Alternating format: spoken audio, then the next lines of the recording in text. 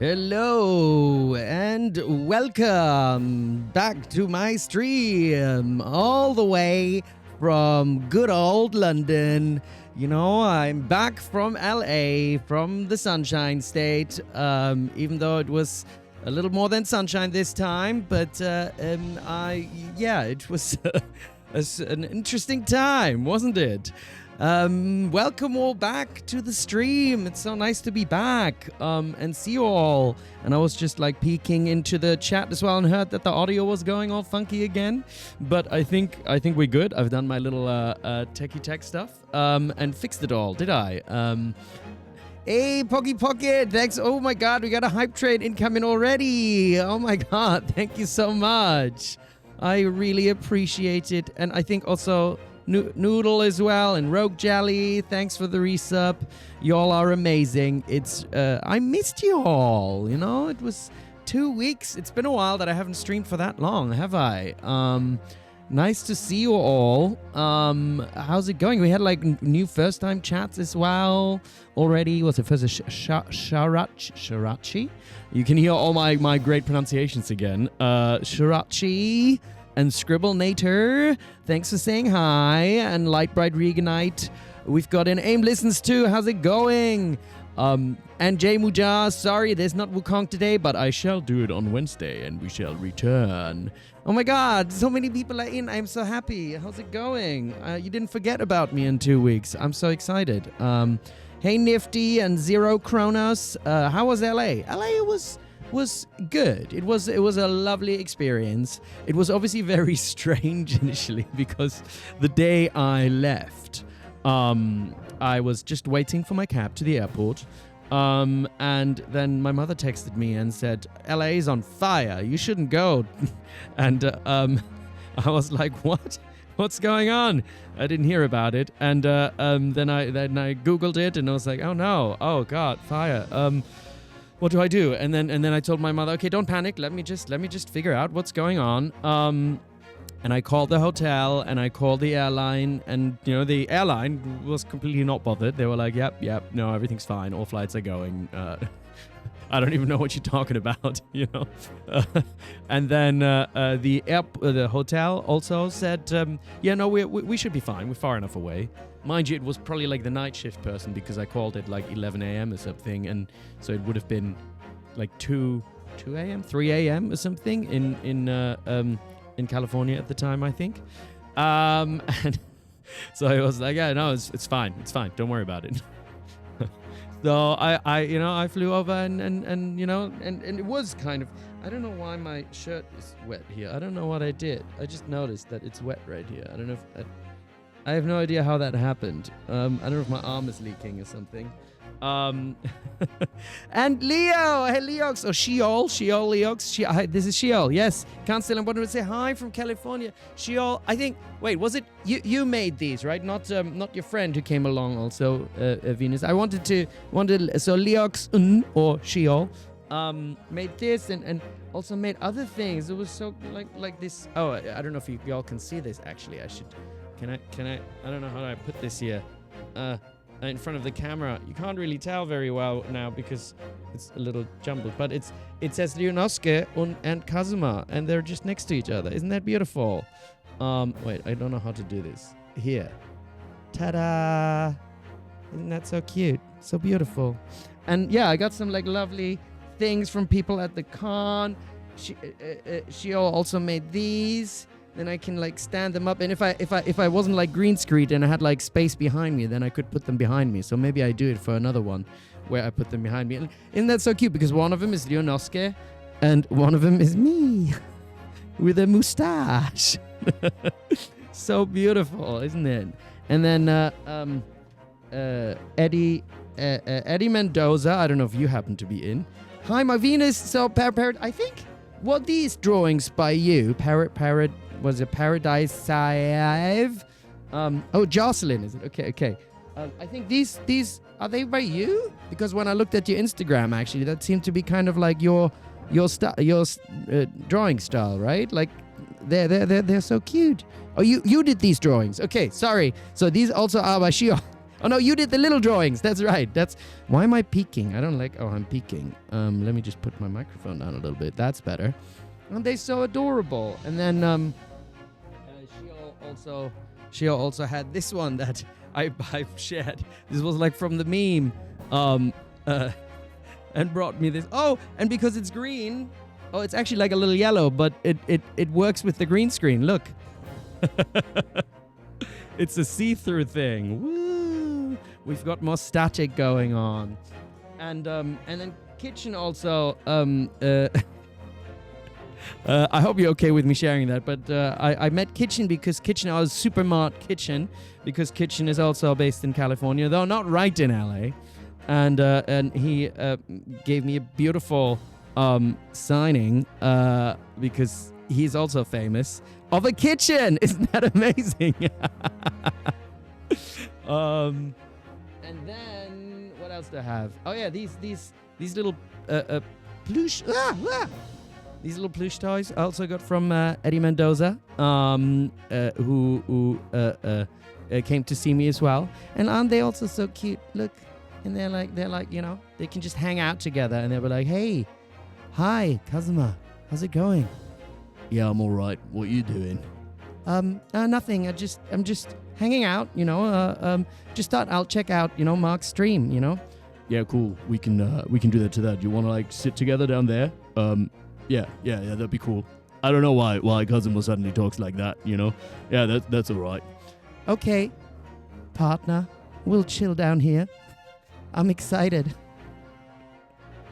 Anyway, that's a little puppet show. I didn't really think that wasn't scripted at all. That was completely like just come up in the moment. And then I also met Daisuke Tsuji, who is Ghost of Tsushima. Like, is he Ghost of Tsushima? Or is he character? He's Ghost of Tsushima, right?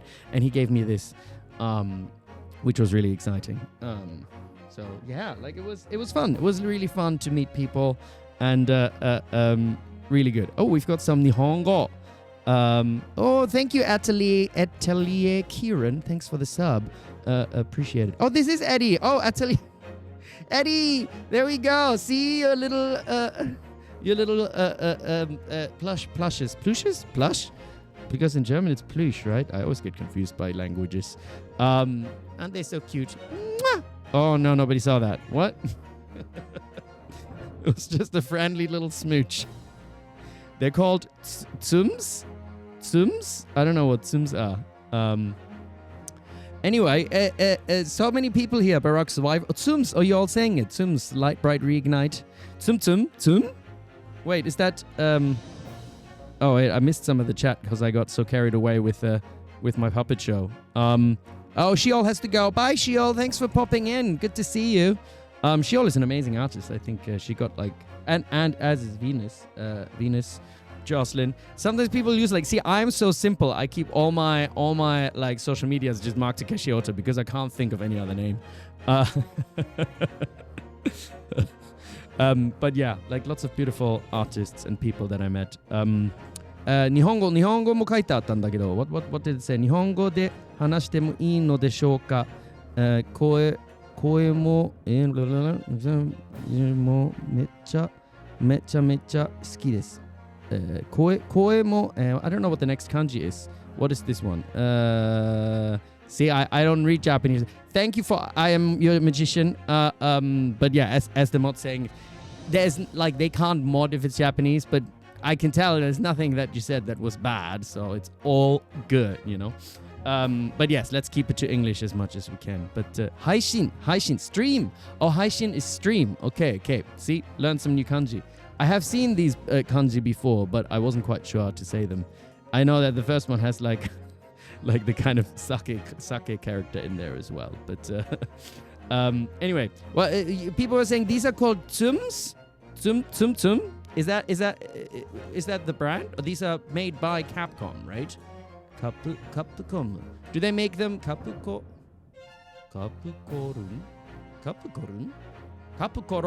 Ah, Capcorum. Interesting. Anyway, that's me just reading, trying to read some katakana. There's a Susato Tsum as well. Tsums made by Capcom. You have all six Alien, Was it Eileen? I think it was Eileen, right? Eileen. Because I remember I read it once as Eileen, and then I corrected myself as Eileen, and then you said it's Eileen, or something like that. Anyway, and there's Herlock, Iris, and Baroque one as well. Ooh, very nice, very nice. But these are very cute. I mean, we only really need Kazuma and Ryunosuke here, right?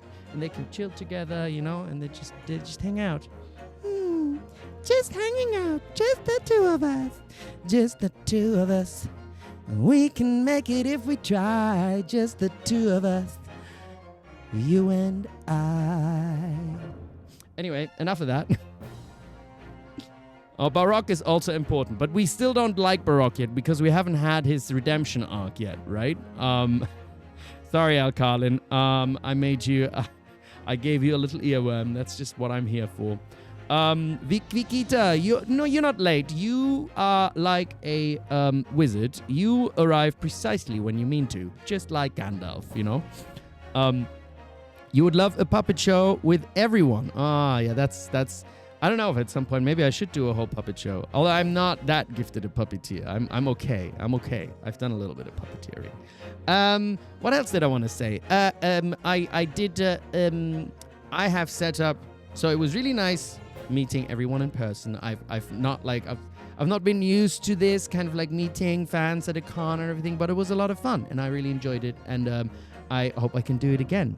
And I have in the meantime also been asked by Streamily to set up a shop, so I can do like a live stream signing, for people that weren't able to come to the con, and like I don't know if in future sometimes people might not be able to travel to wherever I end up being. There is a Streamily shop that is now available. There we go, Streamily, and I still haven't announced it on all my socials yet and everything, but it is now up and running, and I thought I'll announce it to all you to see it first, because my streaming family over here is what is kind of started me.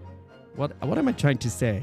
Started me doing stuff with the people that is you, something like that, connecting to my, I guess, fans, is that what you call it, or my friends, my online friends family, my stream family. That's what it is. Good words, nice words. I'm good with the words of the language that the brain does wooby dooby doo. Just the two of us, me, my brain, and you, do. Just the two of us, me and me. Oh, and I have more. I had to go out for some static because I ran out completely. Fans and friends, that's what I like, exactly.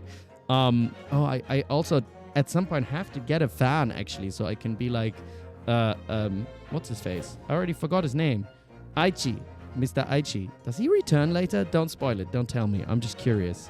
But yes, I had to go out for some static, but unfortunately the small Tesco only had the pure orange static, and I want the orange mango static. Now that I've started tasting it, it's just much better, you know. But this'll do. Anyway, small Tesco's. The Tesco's local? No, Tesco. I'm forgetting things. I'm getting old. Express. It's Sainsbury's local and Tesco Express. Mikotoba has a fan as well. Oh, maybe I missed that. Anyway, I think we're here to play the game and to continue playing the game. I forgot where we were. We were hold on. Let me go to gameplay. And then where were we again? Were we in the middle of a case? Oh, no, we just finished a case, didn't we? What? California changed me? What are you talking about? Because we have finished a case. That's right. We're starting the 5th case. Wait, do I click on continue? Episode 5. So we've done that. But I also thought we can do some of the, what are they called again? The escapades or something, right? I wanted to do the escapades because they would be fun to do. And now we have some time to do them. Oh, and I need to put the mouse away also. Mouse, go to the corner.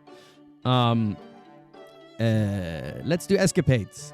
Because, oh, look, and we can meet Kazuma again. Kazuma. We've not met him before. Oh, that's very efficient, El Carlin, to share my link tree. I have to still put my Streamily on there as well, but that's very... El Carlin is always ahead of all of us, you know? 2 steps ahead. Anyway, in the defendant's antechamber. Antechamber. You are about to play the escapade and entitled. Entitled?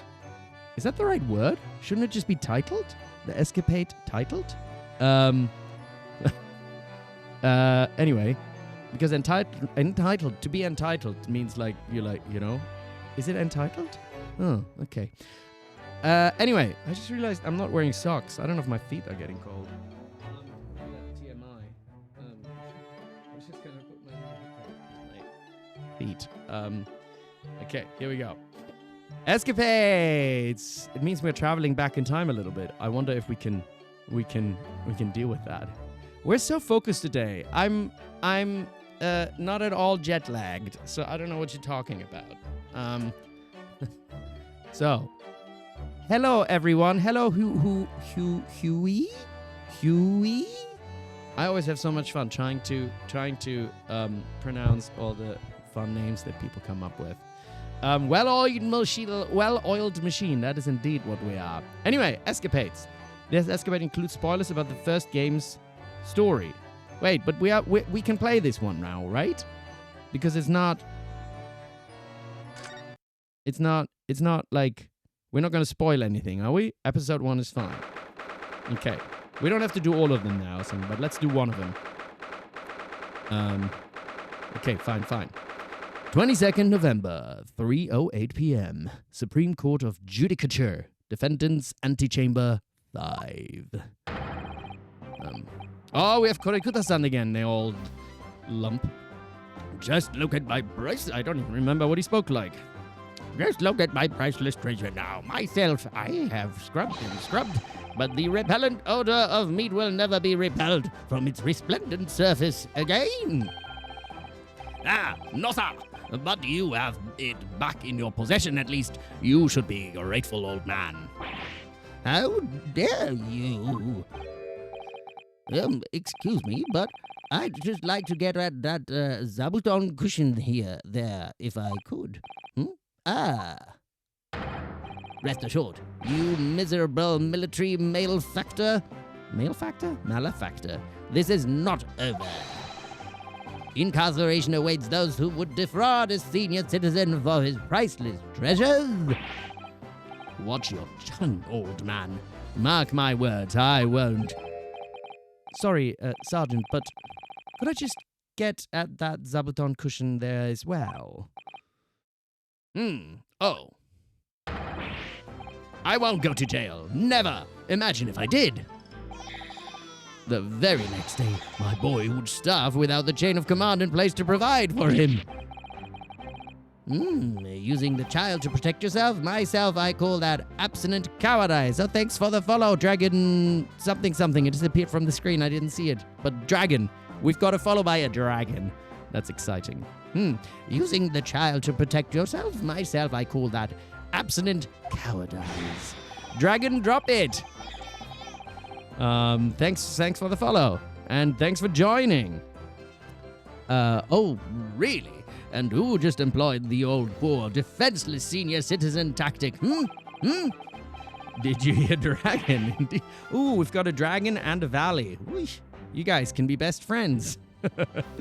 The only way to fight an enemy who's using underhand tactics is with a tit-for-tat strategy. Sorry to interrupt again, but I just need to get at that Western-style cushion there on the sofa. Enough of this insubordination. What do you want, man? Oh, please, don't mind me. And do my eyes deceive me? Or is this the wide-eyed criminal from the trial before? Excuse me, criminal? Wide-eyed perhaps, but criminal? No. I thought we cleared that up earlier. What is this unhealthy fascination you exhibit with the seating arrangements of others? Why were you peering under the cushion of this upholstered seat? Oh, well, the thing is... Any luck? So who's speaking now? Any luck? Did you find it?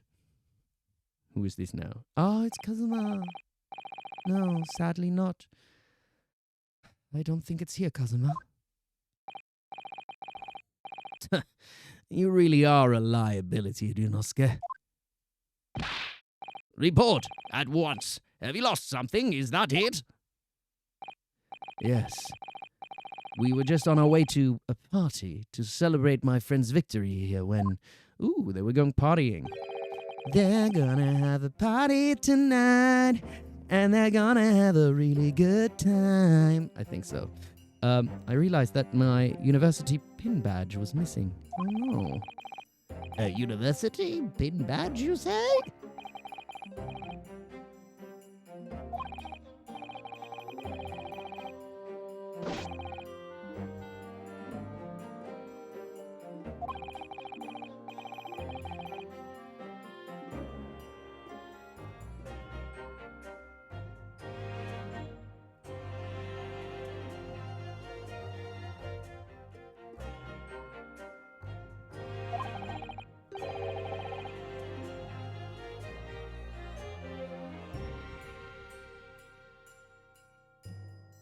Oopsie.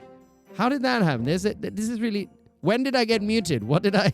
There's just a button right here that I accidentally pressed. I don't know how that happened. Wait, when did I get muted? What did you not hear me say? Voice cut out. Oh well. It was just me bragging about Mia and I singing, probably. Anyway. Last few dialogues. I was just saying that Mia and I did karaoke at a Christmas party, and it was really good. Pro streamer moment. Whoop whoop. Anyway, that's also what Kitchen wrote on here. To Mark, pro streamer, pro gamer, and wonderful human. Thank you. Look at that maniac go. When did I say that, actually? Look at that. Or is that just you talking about me? Anyway, pro streamer. Totally. Know what I'm doing most of the time. Some of the time. I know what I'm doing most of the time, some of the time. A few times of some of the times. Anyway, like the old tale of the Koban coin and the steak. A parable of which I am acutely aware. Acutely. But I've exhausted my search now, really. The only logical conclusion is that someone must have stolen it. Don't look at me. I don't just find any old metal objects irresistible, you know? Imagine what would happen if little trooper Aido here swallowed something like that. I'm afraid we'll have to give up, Ryunosuke. Still, if you tell the office your student number, they should be able to issue you with a new one. Wow, what a mystery we have on our hands. What's the matter? Don't tell me. Yes, I don't remember my student number. Oh, come on, Ryunosuke, you silly Billy. Who doesn't memorize their student number? I mean, I actually know my national insurance number out by heart, you know? It's actually... I'm only joking. I'm not that stupid. Anyway, is it relatable? Which bit? The not remembering your student number? Kitchen also said you said it when talking about how I was breezing through a Kong without using the lock-on mechanic. Exactly. I'm a maniac. Oh, Alcalin, did you think I was going to say my national insurance number? Oh, come on. I'm not that brain-dead. I'm a good brain person. Anyway, yes, I don't remember my student number. Don't believe it. I mean, this is the second time you've lost your badge, isn't it? Third, actually. Whoopsie. I did an oopsie. If you didn't think you could remember it, you should have made a note of it somewhere. Yeah, but if you note it down somewhere, then somebody else could find it and then pretend to be me, right? I'm a good brain person. It's sure reassuring, isn't it? That's the kind of thing that when you want to hear from like a lawyer or a doctor or something, right? You want to go like, don't worry, I got this. I'm a good brain person.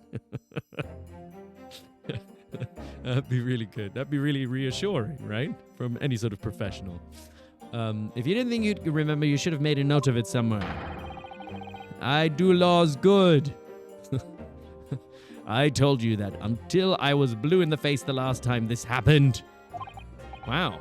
Gosh, you said it so many times you were blue in the face. That was very aggressive.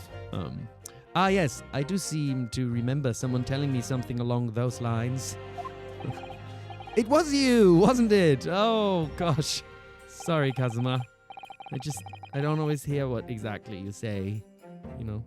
Anyway, you can't even remember who told you that. You need to remember it? Oh.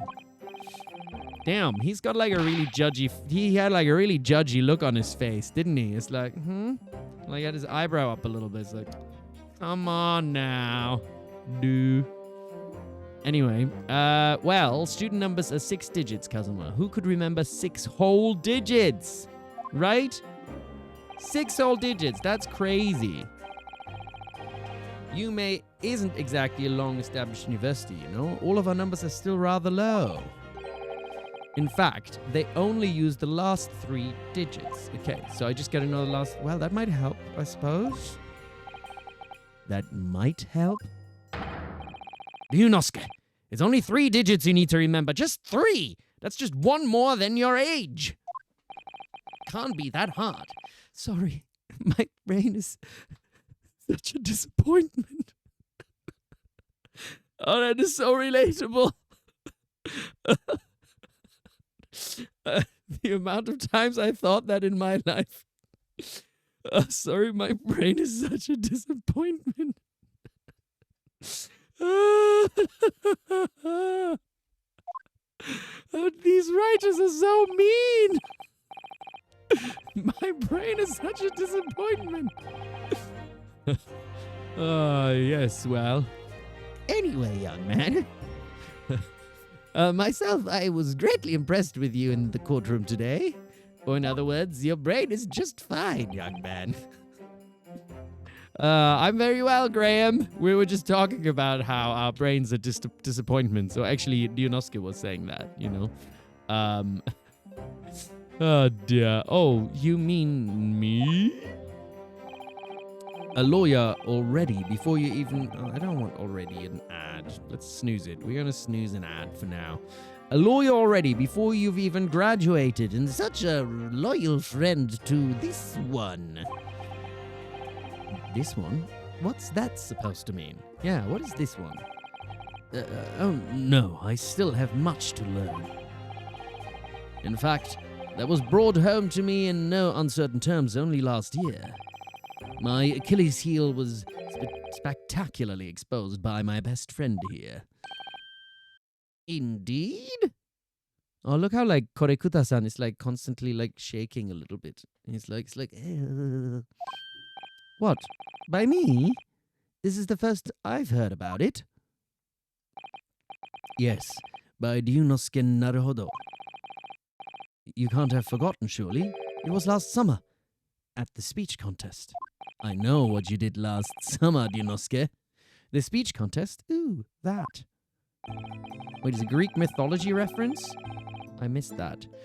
Contestants had to take to the stage and deliver a public address on any subject they chose. We were competing to give the most compelling and powerful speech. Ooh.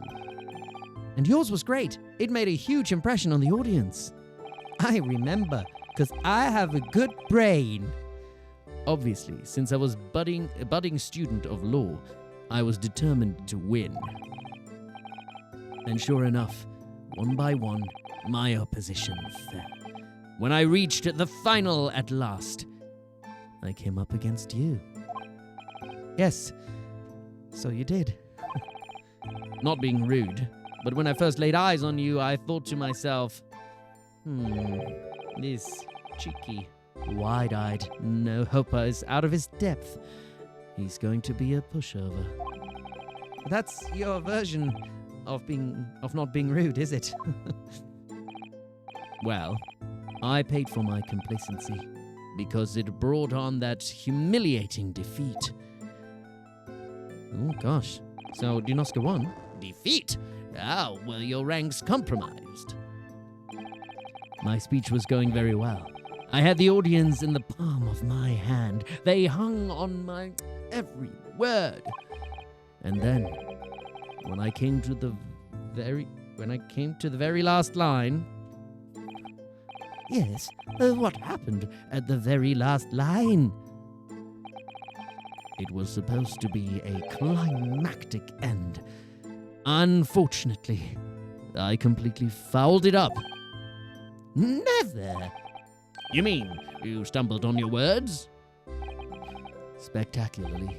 Even now, I can't believe I ruined it. Well, what on earth did you say, man? Ryunosuke, you'd better say it. I still can't get my tongue around it. I'm just gonna need to take a sip of...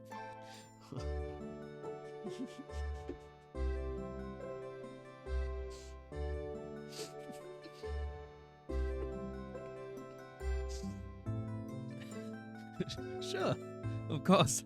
I can still recall it perfectly. What you said at the end of your speech, or rather, what you intended to say at the end of your speech was this. So, arise, ladies and gentlemen, and applaud our forefathers' plight and the fight for filial piety. That's what he intended to say. Yes. Phrasing, my friends, phrasing indeed. And what went wrong? Oh, what indeed? Myself, I see no problem with the pronunciation of these paltry words. In that case, old man, I invite you to say it yourself. Okay. Very well, then. Oh, that's a good point also here. Katie says, Ryunosuke can't remember 3 numbers, but he can remember the final line of Kazuma's speech. Yeah, that's very true. It's very true. Very well, then. I shall, So arise, ladies and gentlemen, and applaud our forefathers' plight and the flight and the fight for fly... It's impossible! The arise, ladies and gentlemen part, I delivered perfectly. I was so proud of it.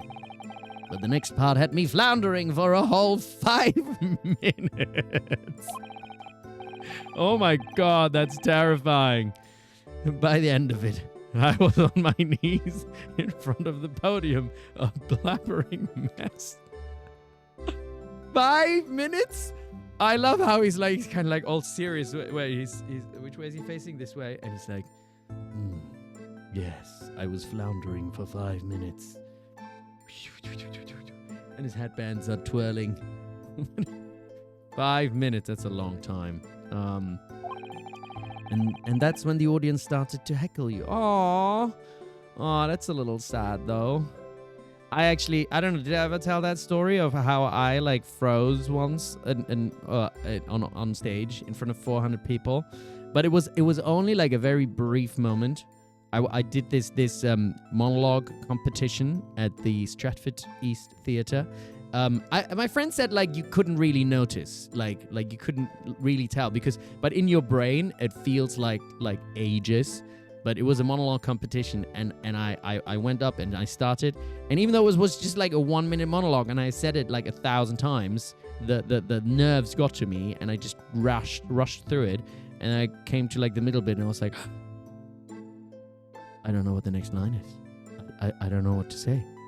And then in my head, I still remember the thoughts of oh my god, I'm going to have to walk off in shame now. I'm just going to have to walk up in the middle of the monologue, and everybody's going to point at me and laugh at me and think I'm a fucking idiot. And oh my god, you're an actor, you can't even remember 1 minute monologue. That's the whole story that was in my head. And then I just took a deep breath, and then I remembered the lines. And moral of the story, don't rush, don't panic, take a deep breath, and it'll come to you, and it'll be fine. Yeah. So, but that was just after drama school, and yeah, it was a good lesson. It was a good lesson. Anyway, I paused for dramatic effect, and that's exactly what I did. Anyway, the audience did not heckle me, so they were pretty mean to our Kazuma. Arise, arise, they were shouting. Hell on earth. Arise, but maybe they were not heckling, maybe they were just trying to help him. It's like, dude, just get up and keep talking, you'll be fine. But then, of course, this man went and delivered his word-perfect speech with a perfect ending. How did it go again? I didn't do anything. Stop laughing. Let me see. So, my dear fellows, the message is simple. Treat your father and mother with respect. Something like that. Good evening, one and all, Vivikinetic. How are we doing? I mean, talk about stating the obvious, but the fact is, I lost to that speech. Oh, no. Tongue-tied is the only way to describe it. Well, it is quite tricky to say, I agree, that fight for filial piety especially. I mean, I said it fine, didn't I? I didn't like stumble over my words. But it's okay because I'm a professional actor, so I know how to say words. I don't need a good brain. I can just say words that have been pre-written for me. Except for that one story that I just told where I completely froze and forgot what I had to say. Well, it is quite tricky to say. I agree. That final, yeah, that one. And ever since that day, I've had this question whirling around in my head. Why did our forefathers choose such an awkward phrase? Wait, forefathers? Oh, is that like a Japanese common phrase? Whoopsie. He gets all tongue-tied around, do you know? Katie, come on, keep it together. Well, yeah, was it to mock their children? I mean, it should have never been. Oh, someone's screaming. Ah, what was the line before? It should never have been called filial piety in the first place. It happened again. At least you're going to Great Britain soon. It might not come up much there.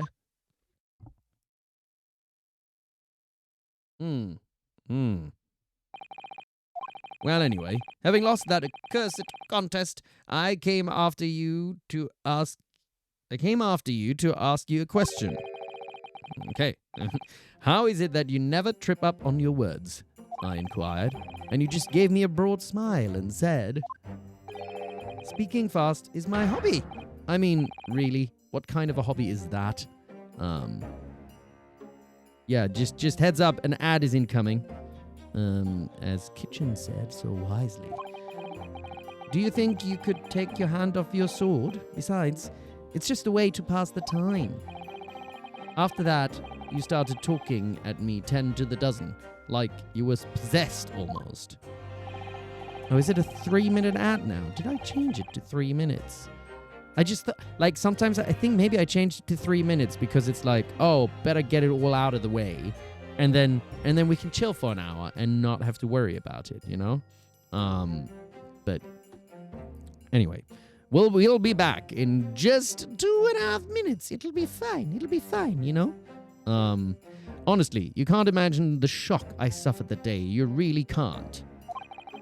I mean, this is like fun, but it's not like story dependent, right? So I'll just get through it. Not get through it. I'll have fun with it. You're right. I really can't. Speaking fast is just the sort of hobby I'd expect a civilian like you to waste his time on. Well, you have to practice, of course, but there are some simple things to start with. Like this famous one, for example. Swift samurai sword swipes silently sideways. I know a German one also. Wir Wiener Waschweiber würden weiße Wäsche waschen, wenn wir wüssten, wo warmes Wasser wäre. Now everybody with me, right?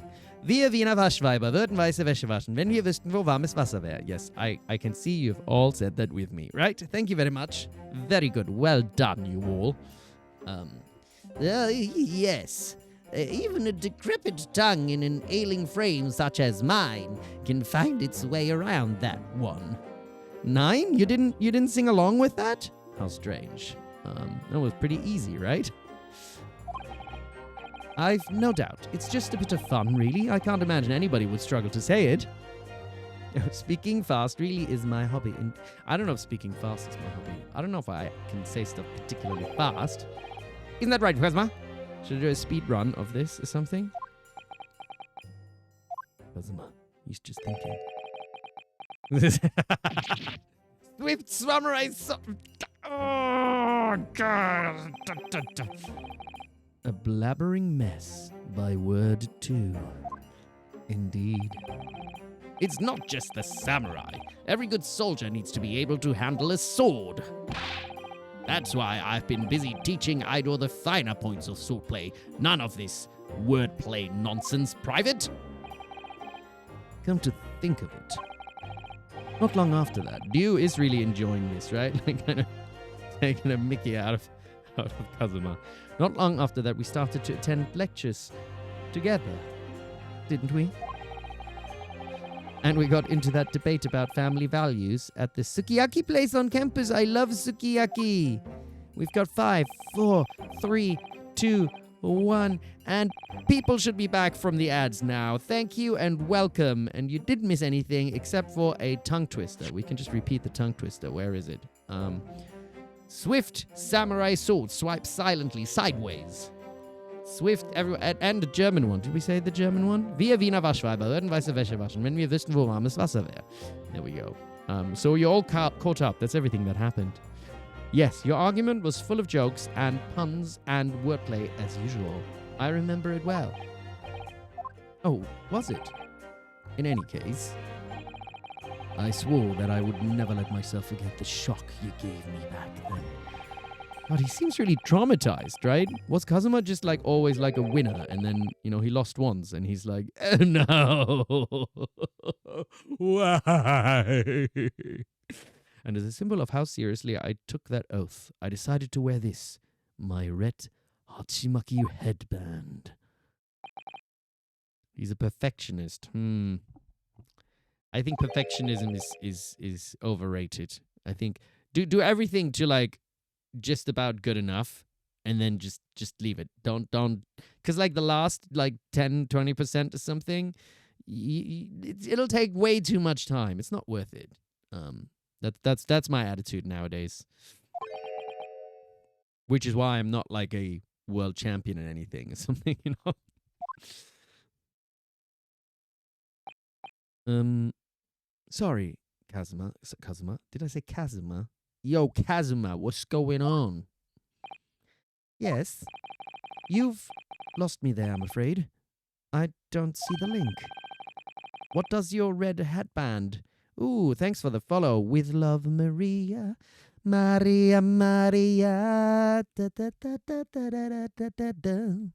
She remind me of a West Side Story. Anyway, what does your red head... I just burst into song, don't I? Just randomly. That's just who I am now. What does your red headband have to do with your oath? Because it will always remind me of that smug look on your face as you utter those tantalizing words. You get that a lot, actually. I feel like there's a lot of Maria songs probably out there. But this one is one I like, so there we go. What words? You mean another tongue twister? What? I practiced and practiced until my tongue bled. But in the end, I mastered it.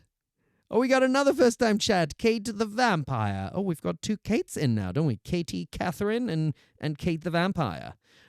We're doing escapade number 1. He practiced until his tongue bled. Jesus, that is intense. Mastered what? Yeah, don't speak so innocent, Ryunosuke. Anyway, well, I think it's time you heard this, actually. Listen carefully now. All right. We're listening. We're listening. What's coming now? Here goes. We ready for this? Yeah? Yeah? Red headband, lead headband, dead headband. There, word perfect. See? Ha! Ho ho! Heh. Yeah, I did it. Partner. これがno sir. Everybody is in shock at the excellency with which his bleeding tongue. I'd actually been meaning to ask you about that. About the story behind your headband, I mean. Oh, now we know the story behind the headband. Well, now you know. So, that I'll never forget the shock and humiliation of that day. Would it have been funnier if I had messed it up now? Dead lead band, head lead band, band. Ah, no!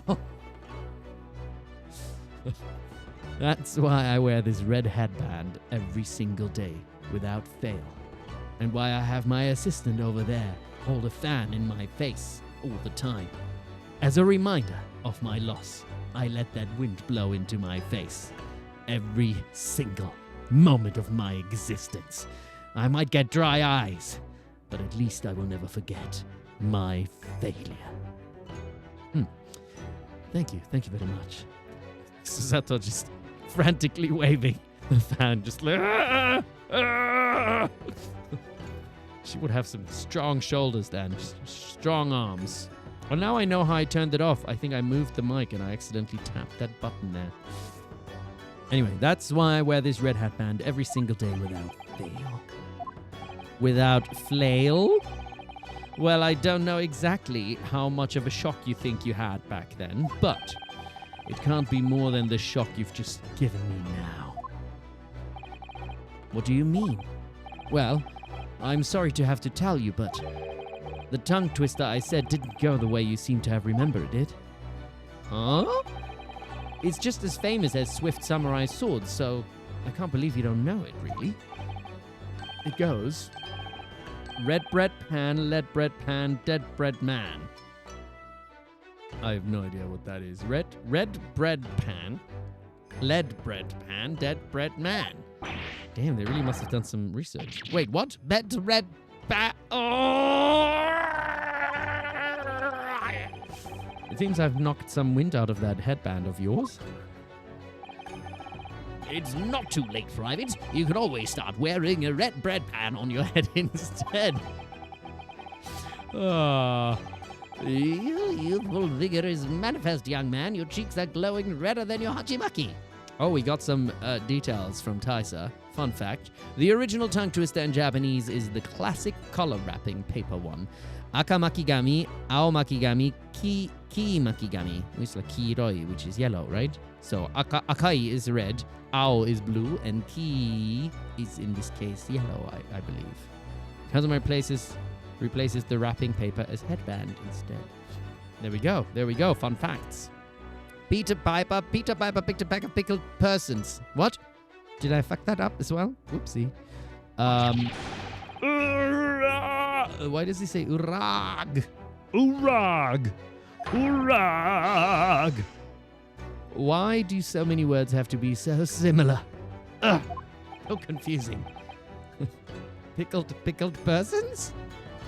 Kazuma, you're such a loser. Oh, Eminem, that's so harsh, but true. So, looking forward to Great Britain then, eh? Where you'll have to deliver speeches in court in English. Unlike what we're speaking now, which is clearly Japanese. Clearly. I suppose I can always shell seashells on the seashore. I suppose I can always shell seashells on the seashore. Is he drunk? Rapito corren los carros cargados de azúcar al ferrocarril. Oh, I forgot also. I actually had I wanted to try some candy. Kitchen got me some candy.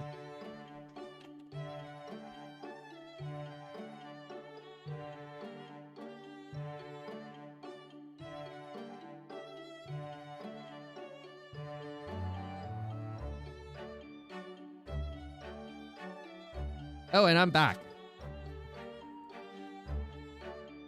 Was my Spanish pronunciation good? Was that okay?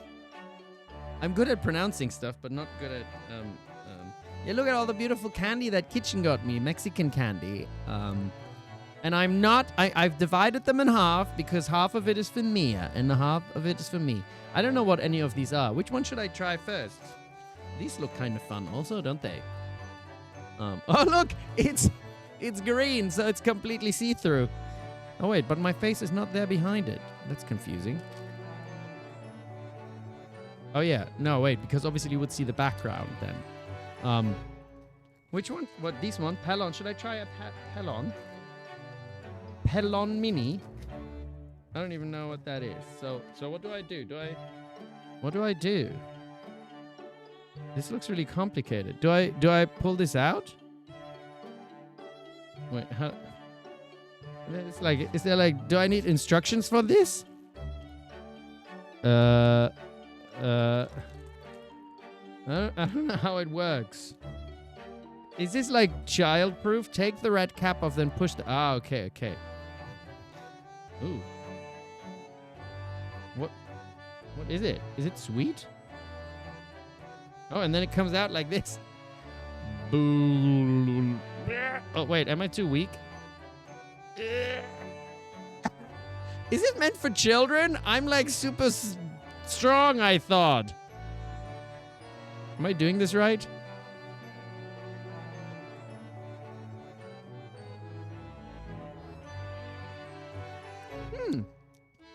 Oh. Is it spicy?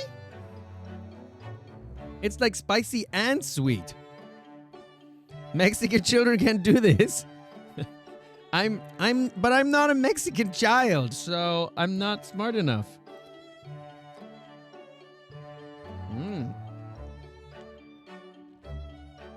It's like sweet and... This is actually... Is it like because it's... I don't know, is it cold or something? Like, I feel like too weak to press it through. Oh, you just use it with one hand, maybe. It's very good. It's like... I've never had anything like that. It's almost a bit like spicy cookie dough or something like that. But not as doughy. That's quite nice. Maybe it is because it was cold. Or maybe it is because I'm really weak. Anyway, we made it through one escapade. And it took us only like nearly an hour. They're tamarindo flavored. Chrysanthemum. Are you also... Are you Hispanic or Spanish or Mexican or something? Do I guess you know these as well? Or Spanish speaking. What's the right way of saying it? Latinx, I suppose. Mexican as well. Amazing. Yeah, they're very nice. Okay, we've done one escapade, but I kind of feel like continuing the story now. They are really fun, and it's nice to get to know the story of the headband. But... Oh, wait, no. Stop playing from the save... What? No, we've done the escapades, but now I need to... Okay, we're in episode 5, yeah? Wait, I'm confused. Have I finished episode 5? What did we finish last time? We finished 4. So we're on to episode 5. Yeah? Do I load? Did we start it already? I'm really confused. Okay, let's just do this one because that's the last save game we have. Okay.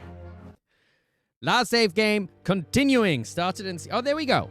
It's starting. The Hound of the Baskervilles. There we go. A hound it was, but not such a hound as any mortal has ever seen. Oh, that was too quick. It's coming! Sholmes's cry pierced through the thick wall of fog around us.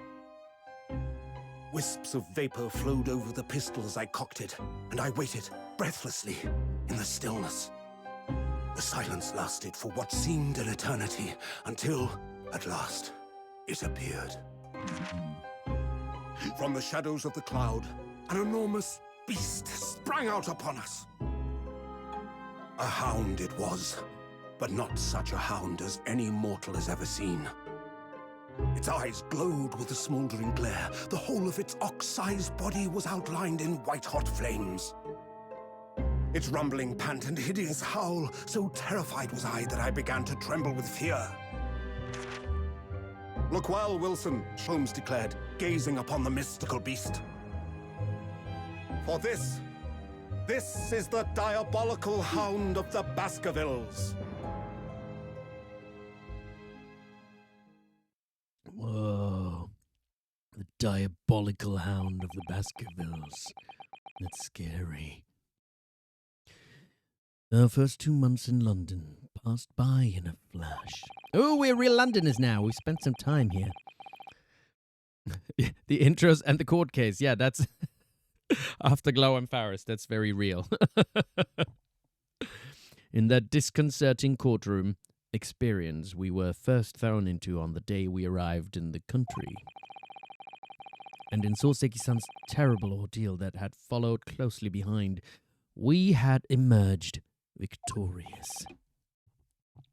However, there then came an abrupt end to our opportunities to appear in court, which was hardly surprising, of course, since I was nothing more than an amateur, an unknown student of law from a faraway land, even though I have a very good brain.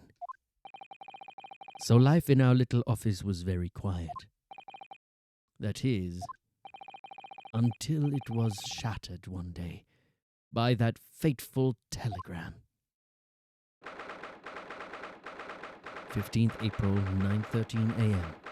Naruhodo's legal consultancy. We have a legal consultancy. Taisa has to disappear for a bit. No worries. You take care, darling. Telegram? What is this? The 1800s? Crazy. Yeah, you can just WhatsApp it or something. Jesus. That morning, I was woken by the unreserved knocking. Unreserved knocking! How dare they just bang on the door? By the telegram boy. But after he'd gone, Susato-san's behavior became very obviously strange. Where is that telegram boy? Susato-san? Yes! Oh, she's suddenly just whoop right into your face. Is it time to leave for court already? Let me see. What case is it today? I don't think I'm scheduled to defend anyone at the moment, am I? Oh, no, of course not. How silly of me. But I think Iris said she would make us breakfast this morning. Oh, that was Ryunosuke. Whoopsie. So, shall we go down to Mr. Sholmes' suit? Yes! Iris makes the most delicious breakfast food.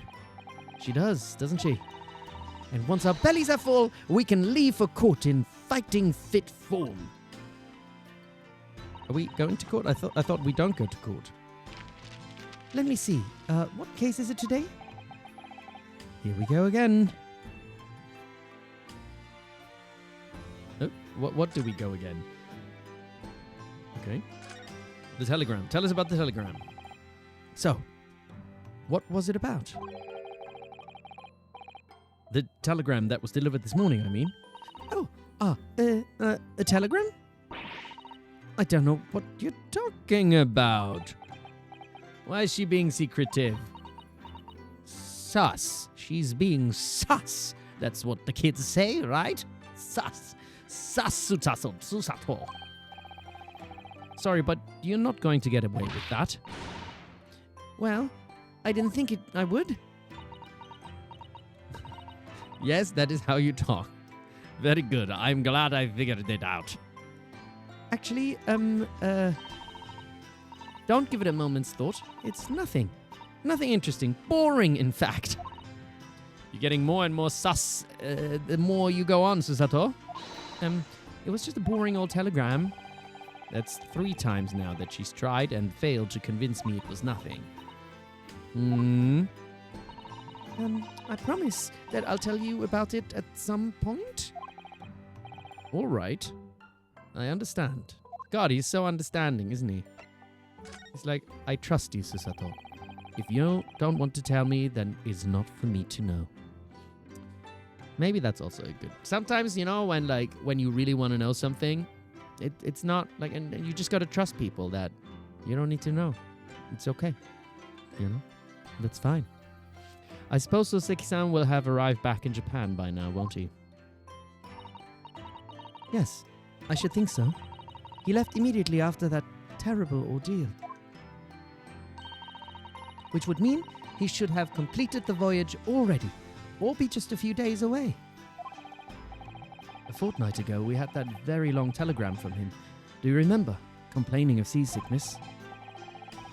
But by and large, it seems the voyage has been going well. Is something wrong, Naruhodo-san? I was just wondering, what might have become of Soseki-san had he stayed in London, that's all. Howdy, howdy, Venom95. How's it going? You mean as regards Lord Van Zeeks, the Reaper? The Reaper. Welcome, welcome. Howdy, howdy. Do we have you from Texas or something like that? Or do you just like saying howdy, howdy? Because I like saying howdy. Howdy, neighbor. Diddly doodly doo. Yes, I can't help wondering if seasickness would have paled into insignificance in that case. The Reaper. What is it they say? That no one who stands in the dock can be saved from the Reaper, right? Like the way that nightmarish trial ended on the very day we arrived in London. Yeah, what happened with Soseki-san? Has he escaped the Reaper? Hmm? Oh, and you like my work in Black Myth. Thank you very much. I appreciate that. And Wukong Wednesday coming up as well on Wednesday, I guess. When I will do Wukong. Very good, very good. I have a good brain. Even 2 months on, the cause of that dreadful fire is still a mystery. Yes, but at least Soseki-san is safely out of the country now. Presumably that means that the curse of the Reaper can only take effect within the confines of the city of London, perhaps. They're taking that whole curse very, very precisely, aren't they? Even if that's the case, it's little comfort. I have a terrible sense of foreboding. If the legend of the Reaper is to be believed, it would mean he wields the sword of justice himself. Come to think of it, I wonder what he's been up to these past 2 months. Surely, not wielding that sword against more acquitted defendants. No, I don't think so. Apparently Lord Van Zeeks hasn't appeared in court once since our last encounter. Oh, did we beat him so hard that he doesn't dare to go back to court? What a sad, sad man. I'm so sad for him. Yes, since Soseki-san's trial, he's withdrawn from... Baroque's wife, he's been with you. Fair play. Since Soseki-san's trial, he's withdrawn from judicial service again, it seems. I guess he's just taking care of his wife, yes. Napping in his coffin, yeah, that might be true as well. Really? Just like before, when he wasn't seen in court at all for several years. So, it's just been me who's had to face him in his recent spate of trials, then.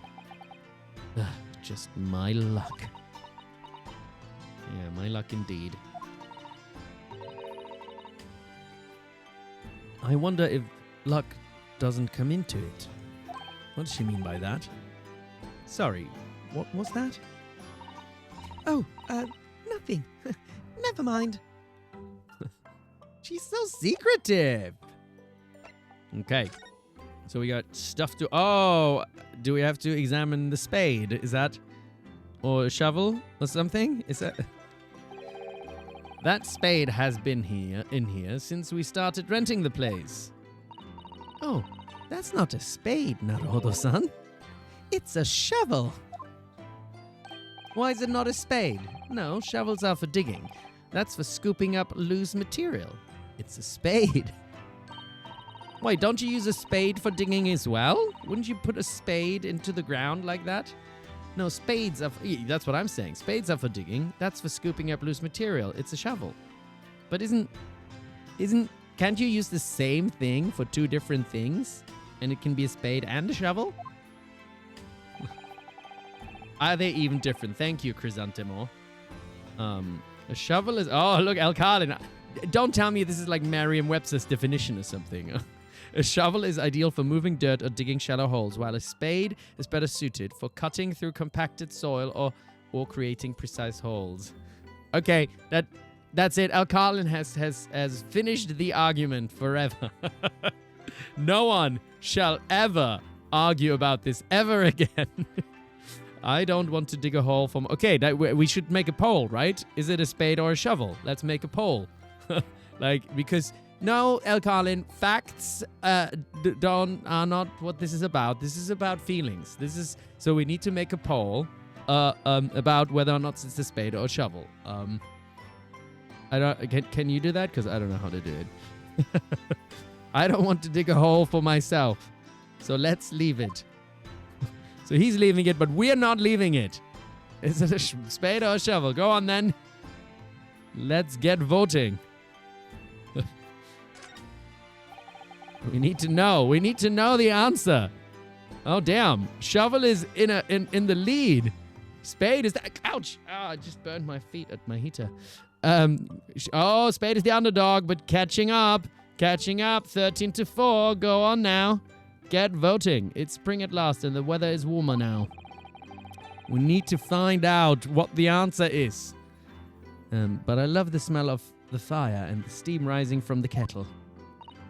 Oh, would you like some tea, Naruhodo-san?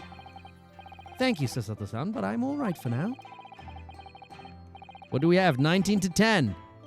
Gosh, that's a 2/3 lead. With the green tea, Susato-san makes me from time to time, and Iris's unique herbal infusion. This place is paradise for a true tea lover. Green tea is such a wonderful accompaniment to British tea cakes, don't you think? It seems like Shovel is in the clear lead here. I don't know if that can still be made up. 23-10. That's a 70-30 lead. I haven't voted. Where should I? I like an underdog.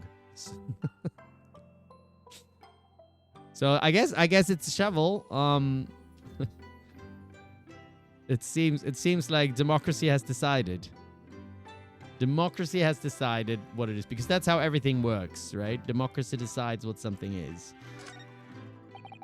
So this is the tea set that Susato-san brought with her from Japan. I can present evidence to Susato here. Oh, interesting.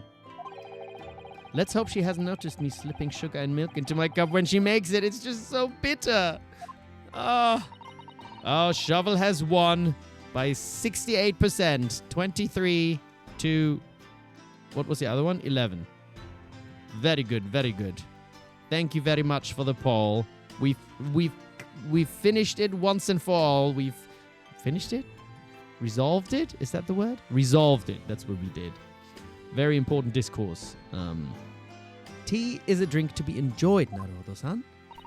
You really don't have to force yourself to drink it, you know? I don't like to see you screw up your face.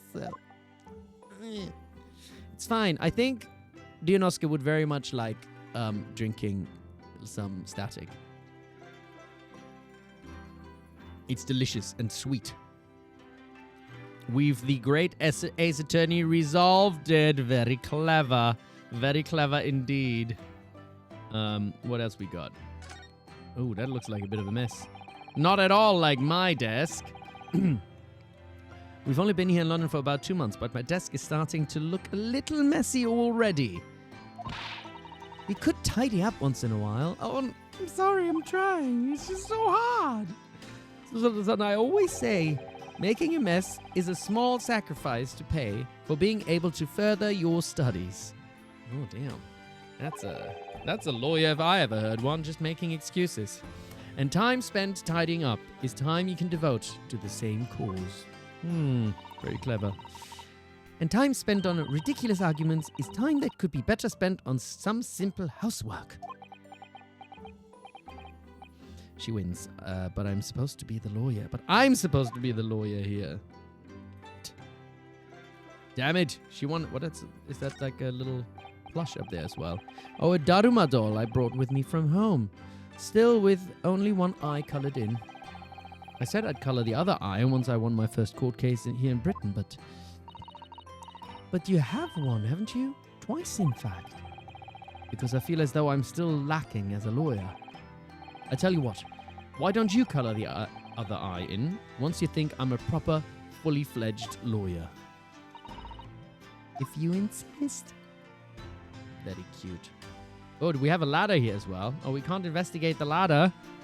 That's the other thing that we need to solve. Maybe that comes later in the game. Okay. Wait. How do I... No, I forget. Wait, how do I... Oh, this way. I forgot how to play the game. Whoopsie. Ladder or step ladder? We'll do that poll when we come to it, right? You can't stand coffee with sugar and milk. I'll have black coffee or just soy milk or oat milk, basically. This must be the telegram. Let's see. Oh, is she gonna knock me over again? No, you mustn't look at that. Not under any circumstances. All right, I won't. I'm sorry, Naruhodo-san, but you can be very mischievous at times. And put the telegram away if you don't want people looking at it. Gee, seriously. Right. What else we got? We were rather lucky to find that old aquarium left behind. Left behind here. The prawns we put in there are doing rather well. And the anemones? I don't really know what that is. It's a wonderful invention, isn't it? The sea behind glass inside your room. Another example of Great Britain's greatness. Having to clean it out and change the water isn't so great, though, is it? I got it with the last pronunciation. Okay, anemones, I think I said. Is that a fish? It's... Spaghetti plays guitar, very good. Prawns, it's as simple as that. Very good. I love a good pun. Even a bad pun sometimes. But what's back here? Is that a toilet? Do you know, I've never seen inside... Oh, that's Susato-san's room. I've never even peeked inside. I should think so, too. A young maiden's private chamber is a place of bittersweet secrets, you know? Whatever you say, young maiden. Bittersweet secrets. Interesting. What else? We've got to investigate. I think we've investigated everything here. So now we can present. I guess this is all we can present here. It means a great deal to me, you know? That you cherish his armband so, and wear it each time you appear in court. Well, it's very important to me. It's what shows that I'm a lawyer. And whenever I wear it, I feel as though it gives me strength. Through Kazuma. I absolutely can't be without it. Especially when I'm at a critical point in the trial. But just the other day, I noticed you wearing it when we went to visit that park. Sometimes I forget to take it off. Kazuma. Wait, did somebody say I have something else to investigate here? I thought I investigated everything. Somebody said the shelf or something? But I've investigated here, right? There's nothing else, I think. Nothing else, I think, that I can tell. No. I've done it all. Well, there's a bucket in the back that I could investigate, but no. Okay. We've conversed everything. We've presented stuff. Now we move to Sholmes's. Oh, we can meet Iris again. Iris. Oh, there's an orange on the table. Oh, did I miss that? Whoopsie. 15th April. Sholmes's suit. Morning, Runo. Morning, Susie. Oh, God. That awful, awful violin playing. Good morning, Iris. Iris. What is it, Runo? What is that terrible noise? It sounds like a cat being strangled. Ah, yes. You noticed that, did you? Early isn't in the best form this morning, it seems.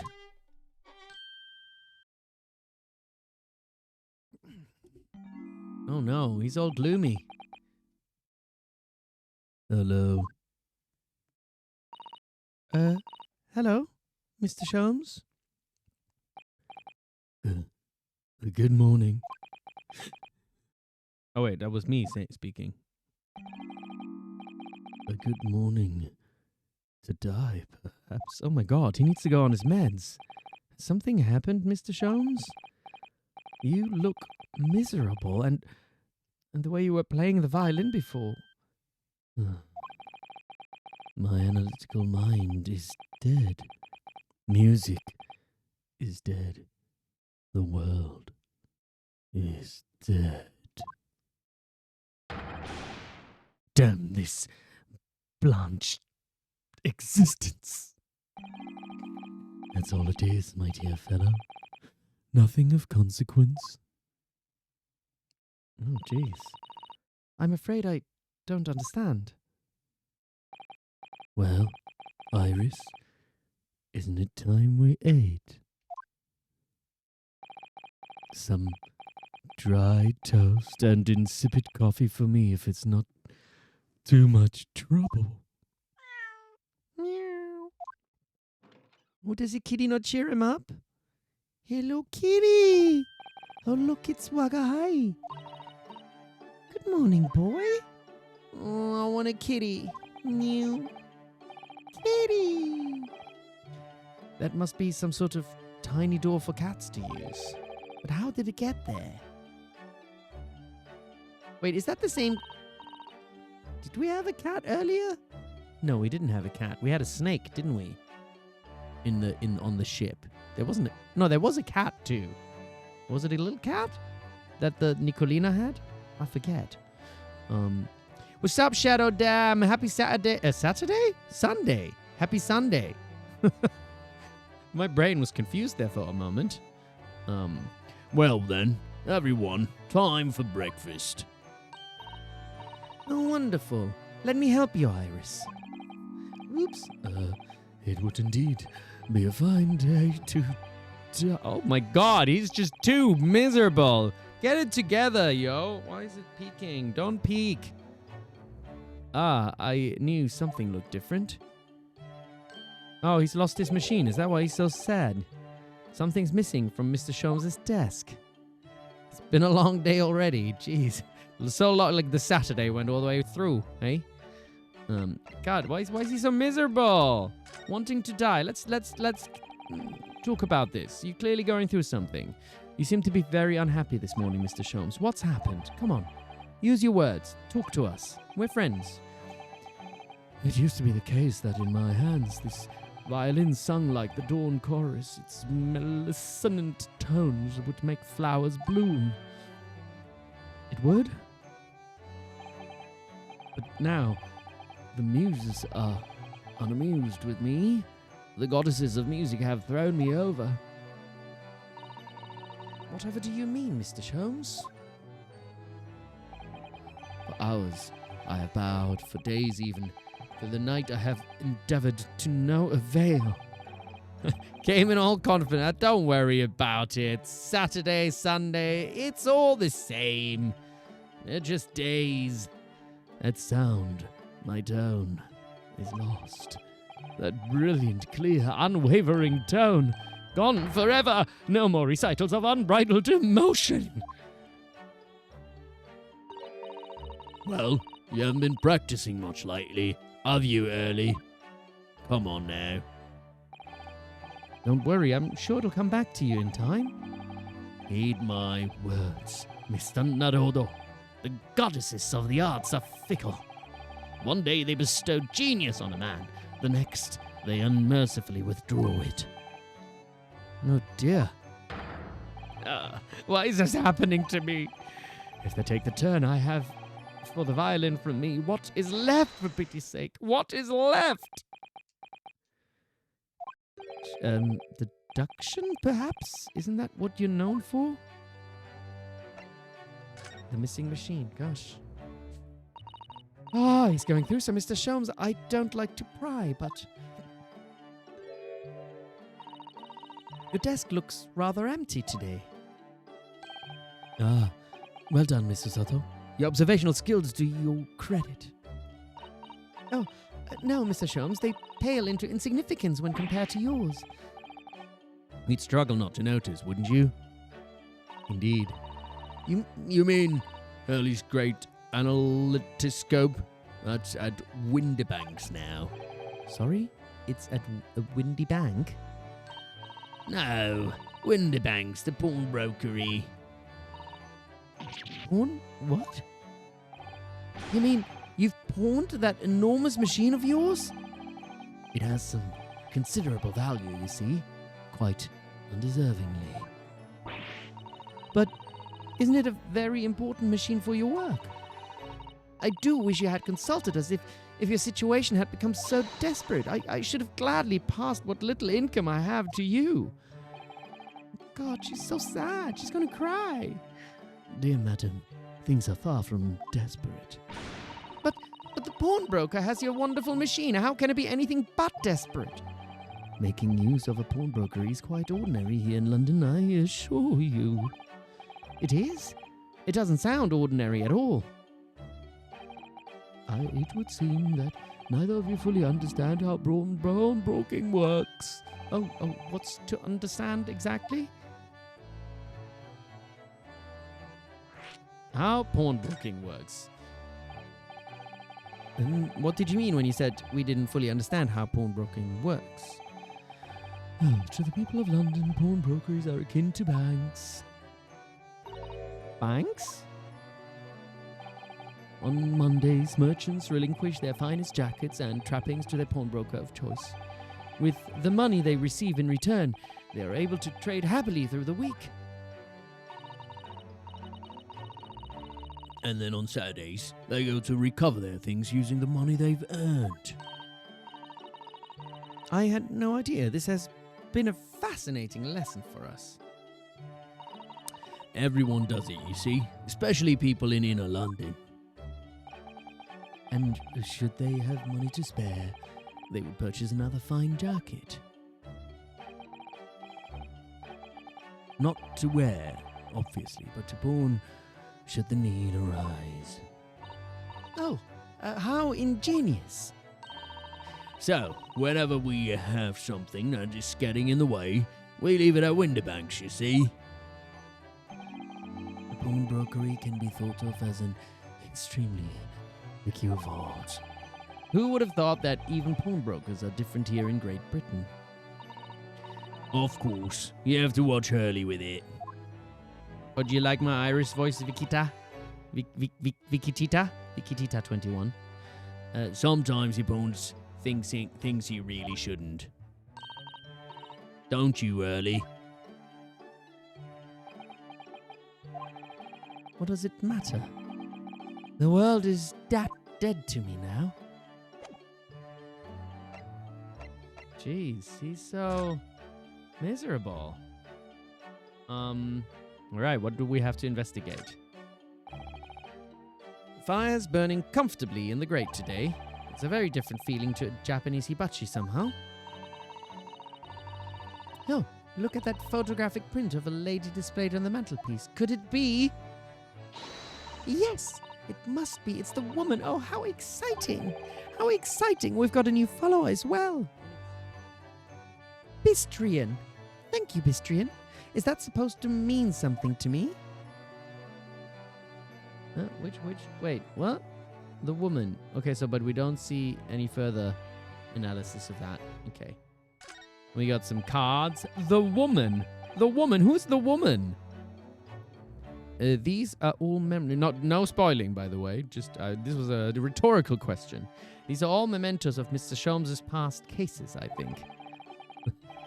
If he'd been involved in my case, I wonder if the beef steak from Le Carnaval would be on display here. A mystery shoe, a curious hammer, some mysterious dancing men, a bust of Napoleon. The woman!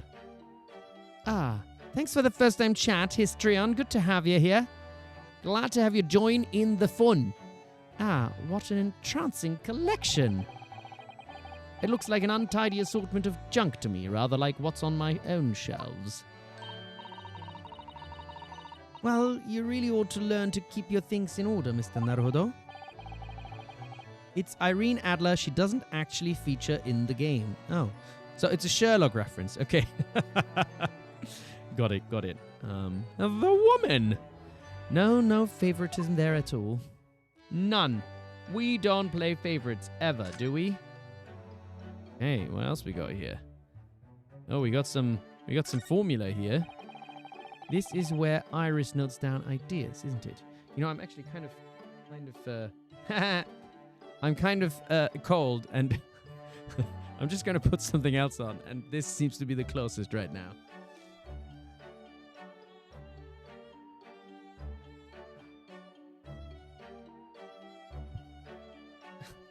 What's up? This is just my weird ass jacket. Yeah, what's up? What'd you think of my drip?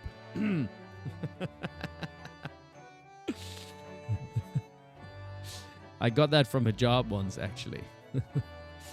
This is where Iris notes down ideas, isn't it? Let's see. What does it say today? Ah, the Boscombe Valley mystery.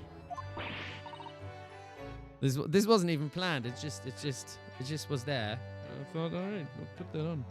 Oh, I just realized there's some blue paint on it or something, but you can't really tell because it's just a mix of colors. Ooh, how intriguing!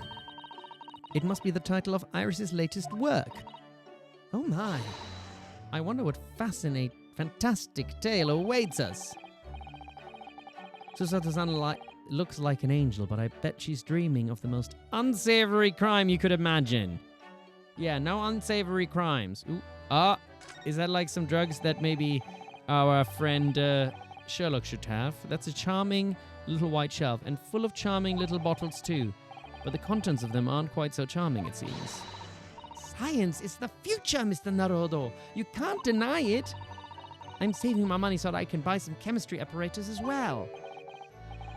Law, chemistry, takedown throwers, what diverse skills you boast, Miss Susato. I'm glad you're liking my drip. It's just a little thing I happen to have here. As useful as they are, I'm not sure that my throwing skills are worthy of inclusion in that list. I think they are. What else we got? We got a little typewriter. Come to think of it, I haven't seen Iris doing much writing recently. But there's paper already set up in the typewriter. Look, as if she's about to start. That reminds me, when I mentioned that Iris was in the process of writing a full-fledged novel, Mr. Natsume was most impressed. I think like that, isn't the chemistry set like for Sherlock to like maybe get some meds? Because he's, although to be fair, it's fine and normal to be depressed sometimes. It's not great to have suicidal ideations like our friend Sherlock over there. And it doesn't mean you should just solve it with meds, you know. They can help. By the way, not medical advice. I don't know what I'm talking about. But yeah, not everything can just be solved with meds automatically. Anyway, go see your doctor and talk to someone if you have, you know, thoughts like Sherlock, because that's not great. It's not great when you have those thoughts. Anyway, that's what I'll be doing too once I'm back in Japan, he said, through tightly clenched fists and teeth. That was just my little PSA here. What else we got? Okay, we've got everything I think we investigated everything here, haven't we? Oh. We've got more tea sets. Iris's beautiful tea set is there on the table as usual. A cup of one of her special herbal blends always helps me to relax when I'm feeling the strain. Yes, good to have a little bit of strain-relieving tea. The English pastime of tea has many similarities with our own tea ceremony customs, don't you think? It's the idea of hospitality behind it. That's the essence of tea. Hospitality indeed. All right, we've investigated everything here.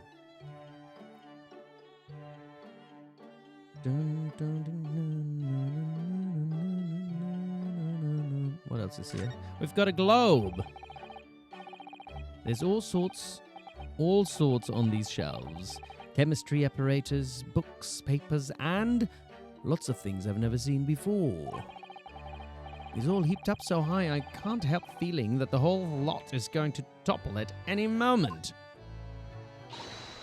Oh, it's such a charmingly untidy collection of paraphernalia, isn't it? It just looks messy to me, like my desk. But you, Mr. Naruhodo, must learn to tidy up after yourself. Oh, but yeah, no favoritism here either. Yeah, that's right. Just because she's a fan of that other dude, Sherlock. Herlock! It looks like that huge metal chest is being used as a table for tea and coffee. It seems very sturdy, with an equally sturdy lock. Mr. Naruhodo, you mustn't go around opening things. I always have to keep an eye on you, don't I? You're very mischievous. How did you come to that conclusion? I didn't do anything. Okay, is there something on the left here as well? Oh, has Herlock disappeared now? Look at Mr. Sholmes' desk. It's completely clear. Isn't that enormous machine usually on it? We were just discussing that, right? We can never hope to understand what goes on in the great detective's mind, Mr. Naruhodo. Yeah, that's always like, you know, like when you're seen as a genius, anything is like excused. Like they did that, what was it, in The Shining? There was, because, oh shit, what was The Shining's director called again? Stanley Kubrick. There was like, I think there was a chair somewhere, and then they had like the camera is cut to somewhere else, and then went back to like where the chair was supposed to be, and then the chair is gone. But because it's Kubrick, it's not a continuity error, but it's like, oh my god, there's like a deeper meaning to it. There's a reason for it, you know? I guess that's like genius privilege or something like that, right? If you're a genius, you get treated different. You get genius privilege. Why, next time we're invited, we may find he's vacated the entire suite. That's scarily plausible, actually. Nothing's a mistake if you're a genius, exactly. Or at least that's what people think. I bet geniuses fuck up all the time. Blue curtains we've got, indeed. Anything else that we need to investigate? I think we've investigated everything, so we can just go over and chat to Iris and then see what's what. What's what? Okay, Wagahai. Ooh, kitty. Mr. Natsume's cat seems to have settled into his new home. Oh yeah, it was Mr. Natsume's cat. That's what it was. Oh yes, and I've become very attached to the little waggy. It would appear his previous owner has completely forgotten to him. Cats are unfeeling creatures. Their mews are as empty as the hearts of the muses. If Mr. Natsume had no intention of taking Waggy back to Japan, I wonder why he kept him in the first place. I expect he would have taken him if he could. The pets are strictly forbidden aboard steamships in our experience. Yeah, we know a little something about that. And for good reason. Terrible things can happen if the rules of passage are not obeyed. Well, I don't mind, because Waggy is adorable. Indeed. Yes, he really is. Oh yes, what about the door? Kazuma, indeed. I don't remember seeing that tiny thing in the main door before. Where did that come from? Oh, you noticed? You are observant, Runo. Look, I used... Oh, wait. I did the wrong voice. Whoopsie. I use this. It's my latest invention. What is that? I call it the cat flapper-mat. Gosh, a machine for making doors just for cats. That's right. I can make a cat flap for a little furry friend like Waggy in seconds. And it can do it in any door at all, no matter what it's made of. It's very powerful, you see. Wouldn't it have been quicker just to make the cat flap rather than making a machine to make the cat flap? Well, yes, maybe. But now we can make cat flaps anywhere I like. Oh, I think it's wonderful. You just make one for us in the door of our office upstairs, Iris, and then Wiggy can come to say hi to us as well. She really knows how to come up with unconventional inventions, this girl. Yes, indeed.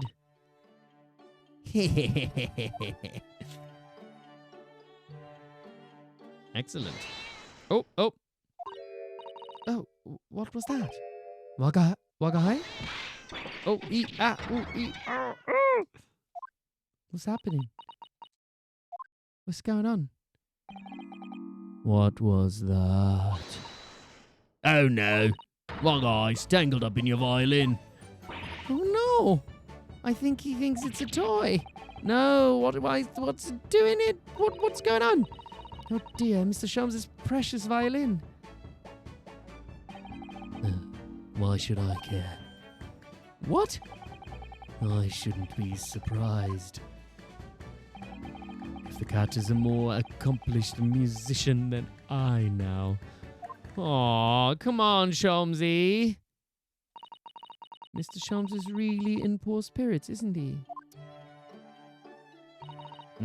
Well, anyway, I'll put it back where it lives. Shall I, Hurley? Out of the cat's reach, if possible. Maybe we should assess the damage. Okay, what do we've already done all of this. We've got nothing else to... Wait. Was there something else we've... Oh, now we can examine the violin. So, this is the violin, is it? It's a Stradivarius. One of the finest violins in the world. Made by the renowned Italian Luthier? Is that a violin maker? A luthier? A luthier? Antonio Stradivari.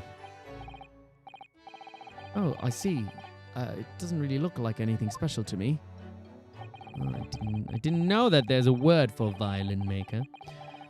I happened upon it covering in dust, languishing in a pawn shop down a nondescript back alley.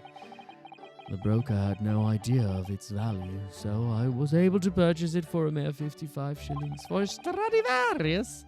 How honorable of you. And until today, it has been my faithful companion in every great Paganini-inspired performance I have made. I ask you, is there reason to live in a world devoid of music? To tolerate this blanched existence? No. No. There is none. Oh, just FYI, there's a little ad incoming, and I might take a wee break if the ad is there. Mr. Sholmes. What, dear madam? What? My thoughts are preoccupied with fancies of release from this dull routine. Ah, we've got the ad, so I'm gonna just pop into the loo, as they say, and I shall be right back. Oh, I need to update my BRB screen because it's still the Christmassy one, but it's fine. It's BRB. And here we are, back from the ads. Welcome back to my stream. Oh God, did the Arnold come out again? It's about the violin. We are Mikoto back. Oh yeah, I did go to Gold's Gym in LA. It's not the one. It's not the one that Arnold used to go to, but still, you know, I stealed those Arnold muscles, didn't I? Your cat is now here. Say hi to Fish Stick. Fish Stick is your kitty. That is cute. That is a cute name for... Do you call your cat then Fish normally?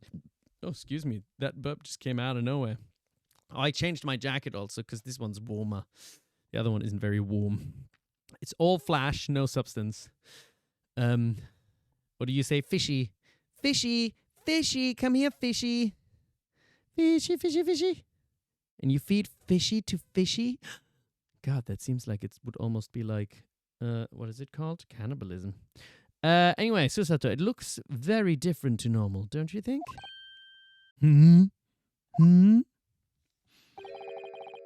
What do you mean, Miss Susato? Oh, Susie's right. Yes, the tone of the wood is completely different. She knows her name and a few tricks. Oh, that sounds cute. I'd love a kitty. I want a kitty. Wait, did somebody change the violin? Oh, we got a first-time chat to say hi to Fish Stick. That's cute. I want you all to know I did the Arnold voice at... Wait, I did the curry and a whole table of Elder Fuchs. Did I do that? Did they look over? I don't even remember that. I just do Arnold stuff all the time, and then I don't remember them looking over. It was probably just because they were famous, because they were like impressed by my fame. They were like, "Oh my God, it's Mark Takeshi Ota doing the famous Arnold impression." Probably that's what it was, right? That's not all. I'm sure there was no crack here before. Oh, that's funny.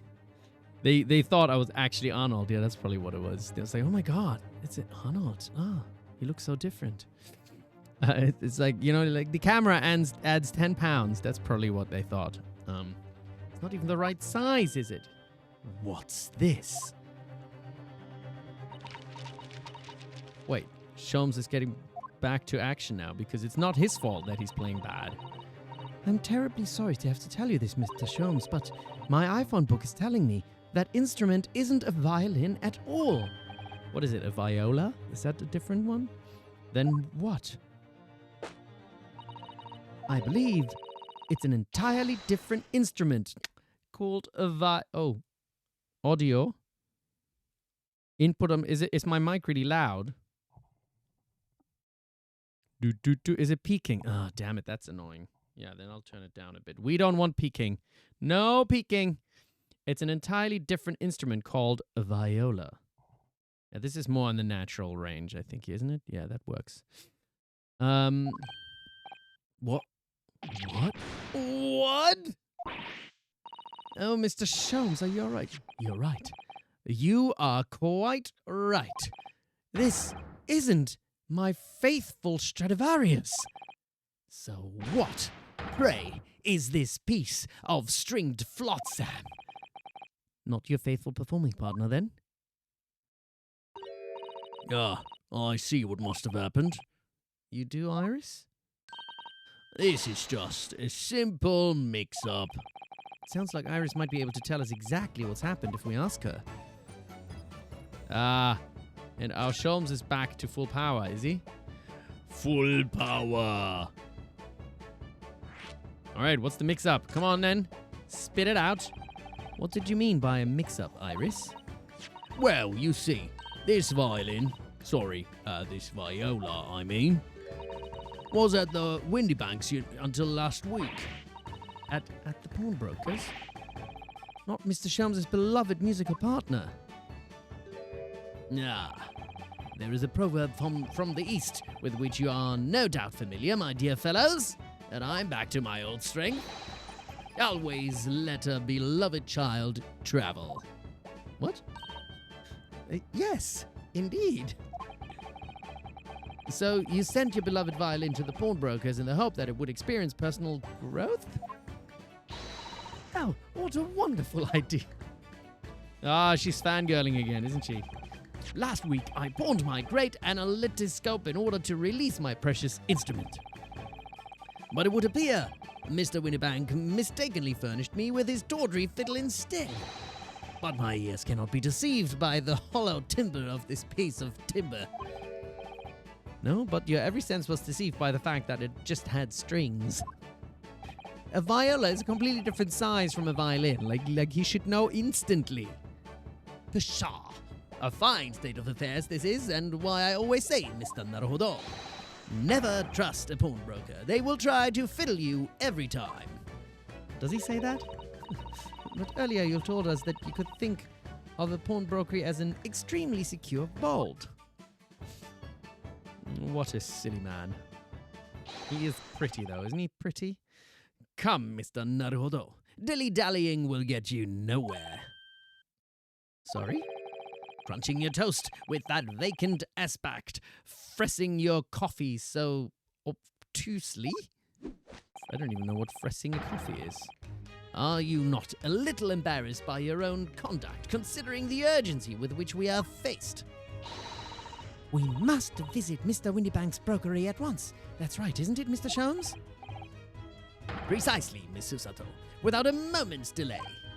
But I haven't finished my bacon and eggs. My dear fellow, surely you do not still intend to crunch your bacon with an increasingly vacant aspect, to fress your egg to ever more obtusely? All right, say no more. Let's go then. Don't worry. Don't worry, I almost said it with a higher voice. It doesn't make sense. Don't worry, Runo. I'd be happy to eat it up for you again later. Oh, thank you, Iris. As it happens, I am rather curious to see what British pawnbrokers looks like. Yeah, me too. All right. Do we move or do we... There isn't anything else to examine now. We've done everything, haven't we? Nothing else appeared here. Okay, let's go to the pawn... Post haste. Let's go post haste to the pawnbrokers. New location has been added. We shall go... Ooh, Baker's... Oh. No, we're going straight to the pawnbrokers. Because that is what's happening now.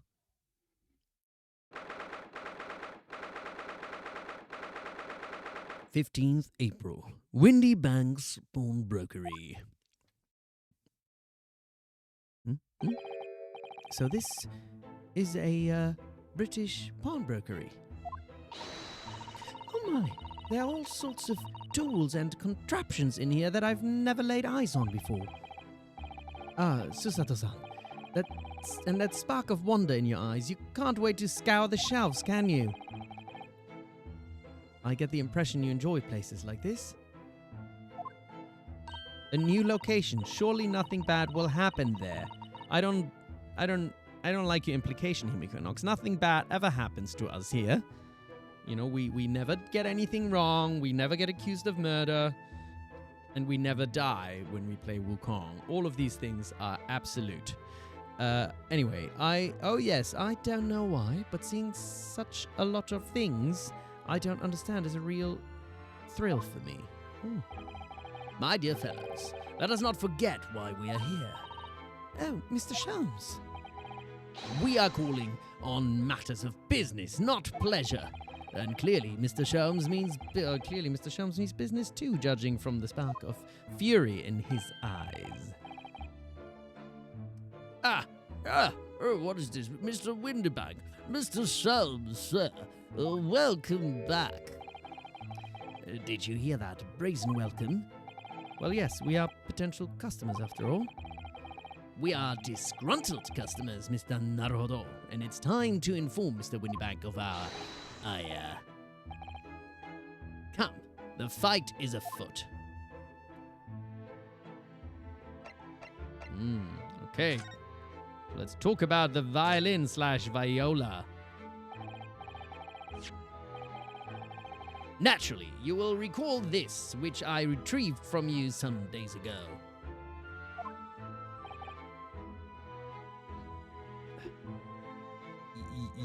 Yes? This second-rate fiddle is not my faithful instrument, Mr. Windybank. The color of the wood is different. It has holes in it. It's not even the same size. A wonderful summary of our observations, Mr. Sholmes. I'm so very, very sorry, sir. How utterly unforgivable of me. An inexcusable mistake for a pawnbroker. There's only one way to make amends. Oh. I shall have to take my own life. Oh dear. What's up? What was all the suicide today? Jeez, first Sholmes wants to, end it because he can't play the violin, which is now a viola, and now this dude screwed it up. This is like the viola of death, isn't it? Jeez. I don't think that will be necessary. Do you?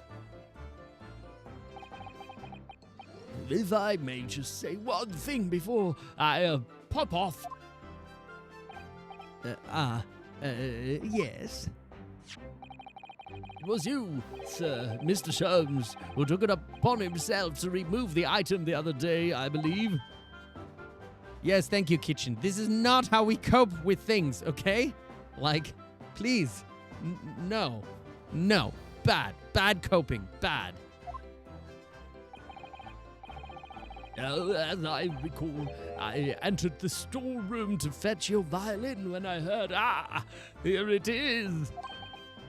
You did? And when I turned to controvert you, you had taken the viola and left, sir. However, there can be no doubt that the blame lies firmly at my own door for allowing you to leave. So I shall not grumble or grouse any longer. May this guilt die with me. No, stop, my dear fellow. The fault is mine. Okay. The crisis averted. Jesus. Hello. Phew. My God. Stressful. It would appear that the fight is over. It's like, this is like a stereotypical way for British people to fight or something, It's like, I did worse. No, it was me all along. I did terribly. No, it was me. Whereas, like, the stereotypical American would like, hey, you there. And it's done. It would appear that the fight is over. No more fighting. I do humbly apologize, Mr. Winterbank. Evidently, my questionable disposition precipitated this tragedy. Well, you wouldn't be Mr. Sherlock Holmes without that questionable disposition now, would you? I do believe you may be right, sir.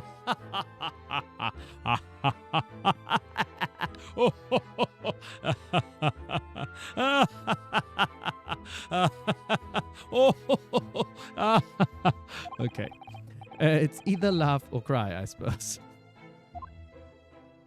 You are, it must be said, one of my more challenging customers. I needn't remind you of the peculiar collection of items you've brought through my door in the past. Oh, peculiar items? In the extreme, ma'am. For example, the unpublished manuscript of an eponymous work, the novels of Sherlock Holmes, or some such. Oh, man! A new, full-fledged novel. An unpublished, a story I have yet to read, you mean? Forgive me. Wait, before you die, you must tell me more. Oh my God, Susato.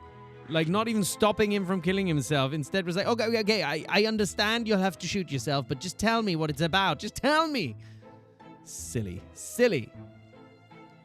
Unpublished story. Yeah, fangirling is more important, isn't it? Crazy. Silly.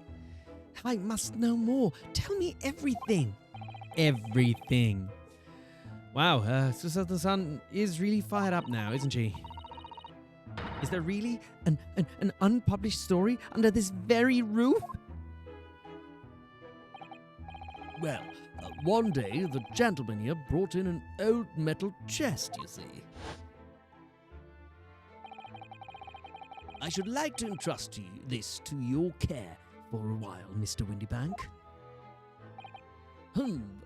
For a chest like that, 1 shilling, sir, not a farthing more. It houses something of great value indeed. The latest manuscript, recounting the adventures of one Mr. Sherlock Holmes. I beg your pardon? A manuscript? You wish to deposit a manuscript? Indeed I do, for I am confident it will be quite safe here. And that was that. As such, Mr. Sholmes's latest tale of otherworldly mystery lies dormant in my storeroom. Mr. Sholmes, is that really true? Do I sense that someone doesn't want to talk about this? I continue to pay for your fee, do I not? Then kindly continue to store my belongings. Securely. Of course. Sir, of course. They're safe and sound with me, I assure you, on my life. This is all very strange.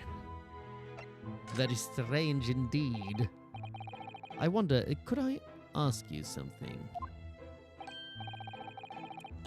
A gentleman from the East, I see. Yes, that sable suit. I suppose I could offer you 6 pence for it? Without wishing to offend, the tone is somewhat dull. Sorry? Aha! But for your splendid attire, ma'am, 5 guineas, no less.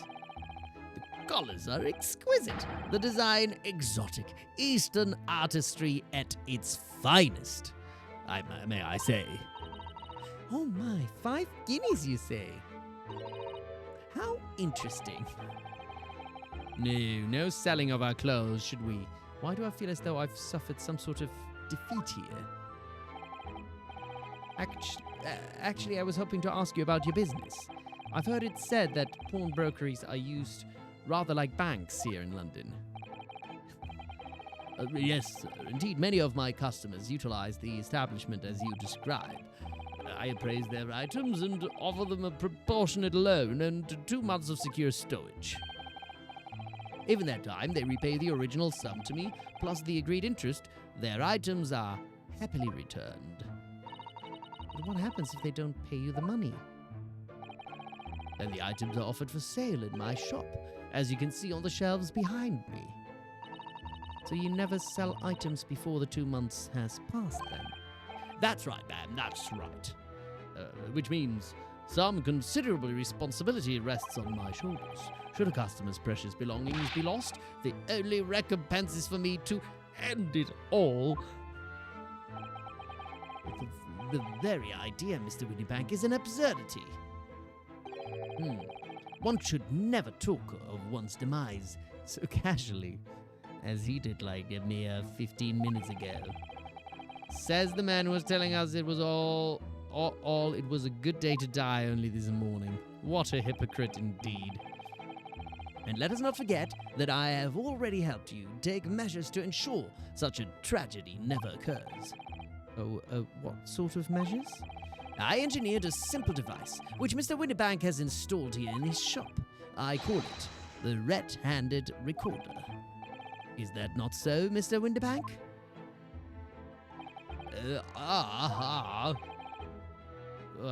What was the deep sigh about? Oh, it was a sigh. Red-handed recorder. What on earth is a red-handed recorder? Use your eyes, my dear fella. There are 2 just below the ceiling. I can see what appears to be a camera attached to some sort of timing device. Very astute. Oh, I wonder if those will come in handy later. Huh? It is indeed a camera furnished with some 100 pieces of celluloid film, and every 30 minutes precisely, the camera automatically records the appearance of the shop. Over here, I have an example I can show you. What do we see? 4 a.m. Ah, yes. A print from the camera set to record the activity at the shop counter. I developed a special type of film so sensitive it produces a crystal clear image even in darkness. Really? That's extraordinary. Yes, you can clearly see the counter and the door behind it. Look. Very impressive. So you see, were someone to enter the premises with ill intent, his identity would be summarily exposed. But did you not say that the photographic prints were taken at 30-minute intervals? Indeed, as you say, my dear madam. Then what if the incident were to occur in between times? Yeah, it seems like a pretty long time to do something ill-intended, isn't it? One could only say, that would be a cruel twist of fate. I must confess, your devices have been giving me some cause for distress of late. I beg your pardon, Mr. Windybank. Surely they are anything but distressing. Reassuring is the word you must be looking for. It's the cost of the film, sir. You most graciously placed not one, but 2 cameras in my shop after all, which means I must pay for nigh on 100 utterly useless prints every single day. I'm afraid the cost of the film will break me before I'm very much older. Nevertheless, a small price to pay to ensure the safety of my preferred pawnbroker, you know? My dear fellows, a bit selfish, isn't he? Oh, I forgot to read that. We verge on an age where safety and security come at a price. Oh, heaven help us. Heaven help us indeed. He's going to go bankrupt. Now then, Mr. Sholmes, allow me to return your precious violin. Ah, the very thing. Thank you, Mr. Windybank. Thank you indeed. Perhaps this might mark the end of the peculiar items you try to pop. Perhaps this might mark the end of the peculiar items you tried to pop. Because if anything were to happen to one of them, this would be the only answer. then I really think you ought to stop waving that gun around. Someone could get hurt. Fear not. Sorry? I've only loaded a single bullet, so no one but myself could possibly be harmed.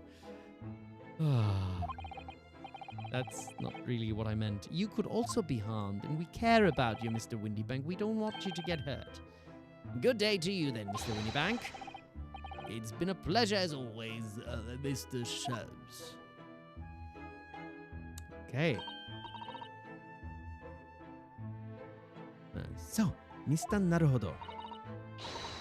Now we can explore at last. At last, indeed. What do we have here?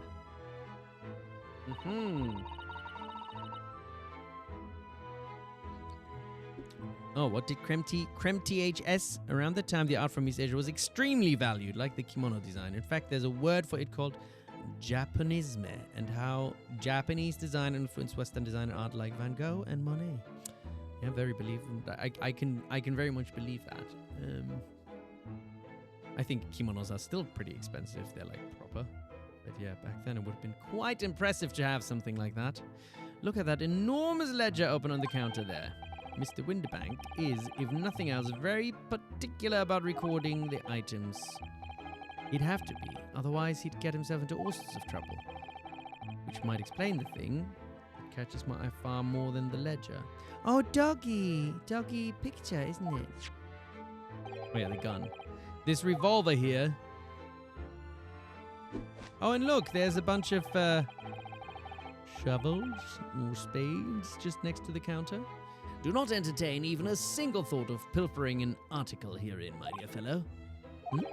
I assure you, Mr. Windybank would not hesitate to draw that weapon with a speed belying his portly size. Oh, you don't mean he'd... Blow his brains out? Indeed! In recompense for his blunder. Oh my.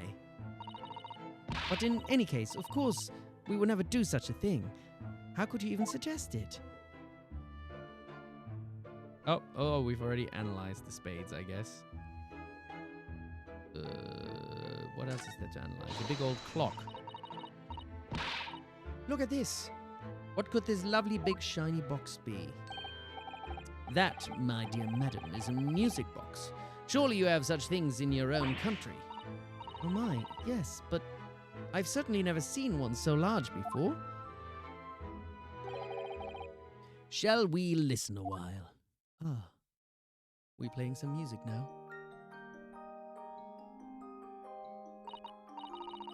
Oh, what a sublime sound! It's like the music of angels.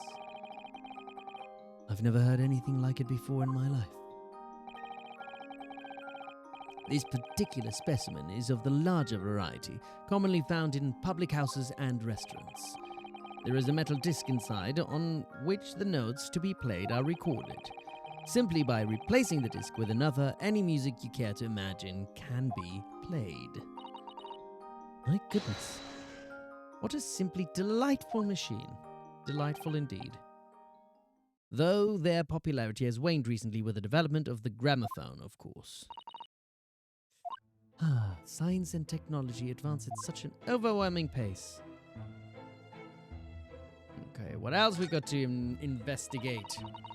What an assortment of things there are on these shelves here. Crockery, footwear, clocks and watches, almost anything you care to imagine. These are forfeited items offered for sale by the pawnbroker. What does that really mean, though?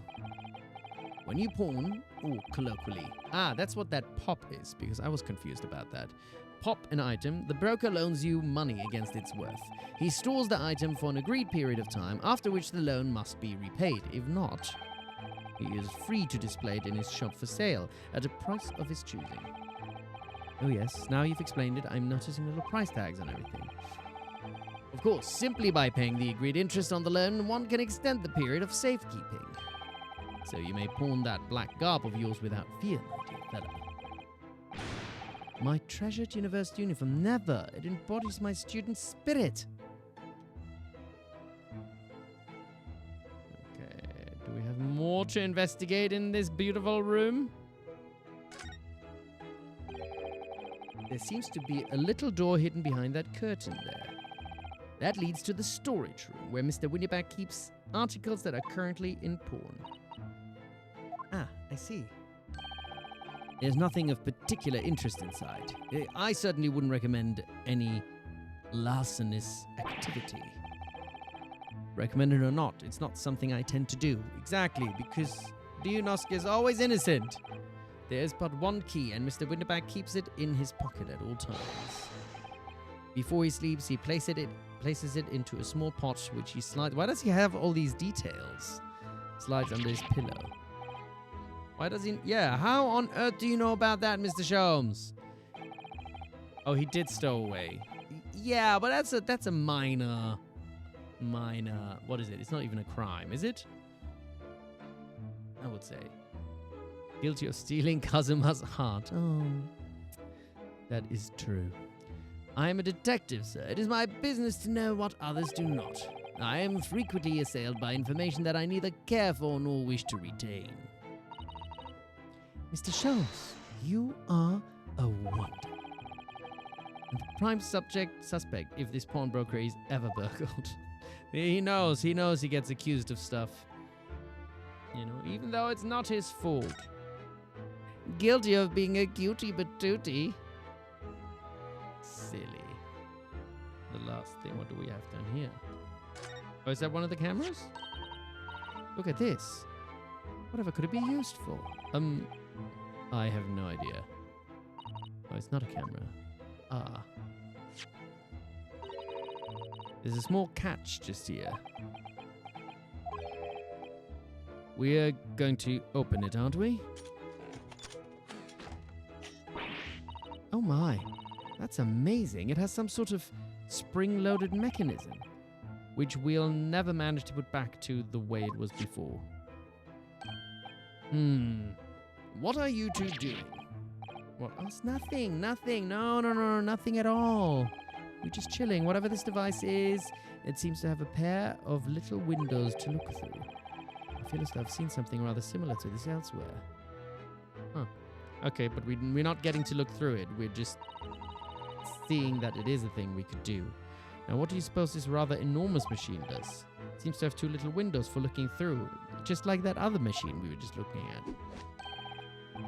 Allow me to enlighten you, my dear fellows. What you're looking at is a stereoscope.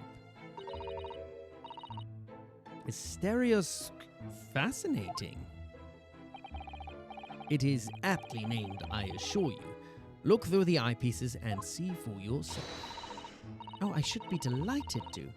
Excuse me for a moment while I just have a look. Just before you do, there's something I should point out. My dear fellows, in order to see the image properly, stereoscopically, as it were, you will need to be cross-eyed? I think he got that wrong there, doesn't he? However, if that is beyond you, it is of little consequence today. All right then, I'm gonna try it.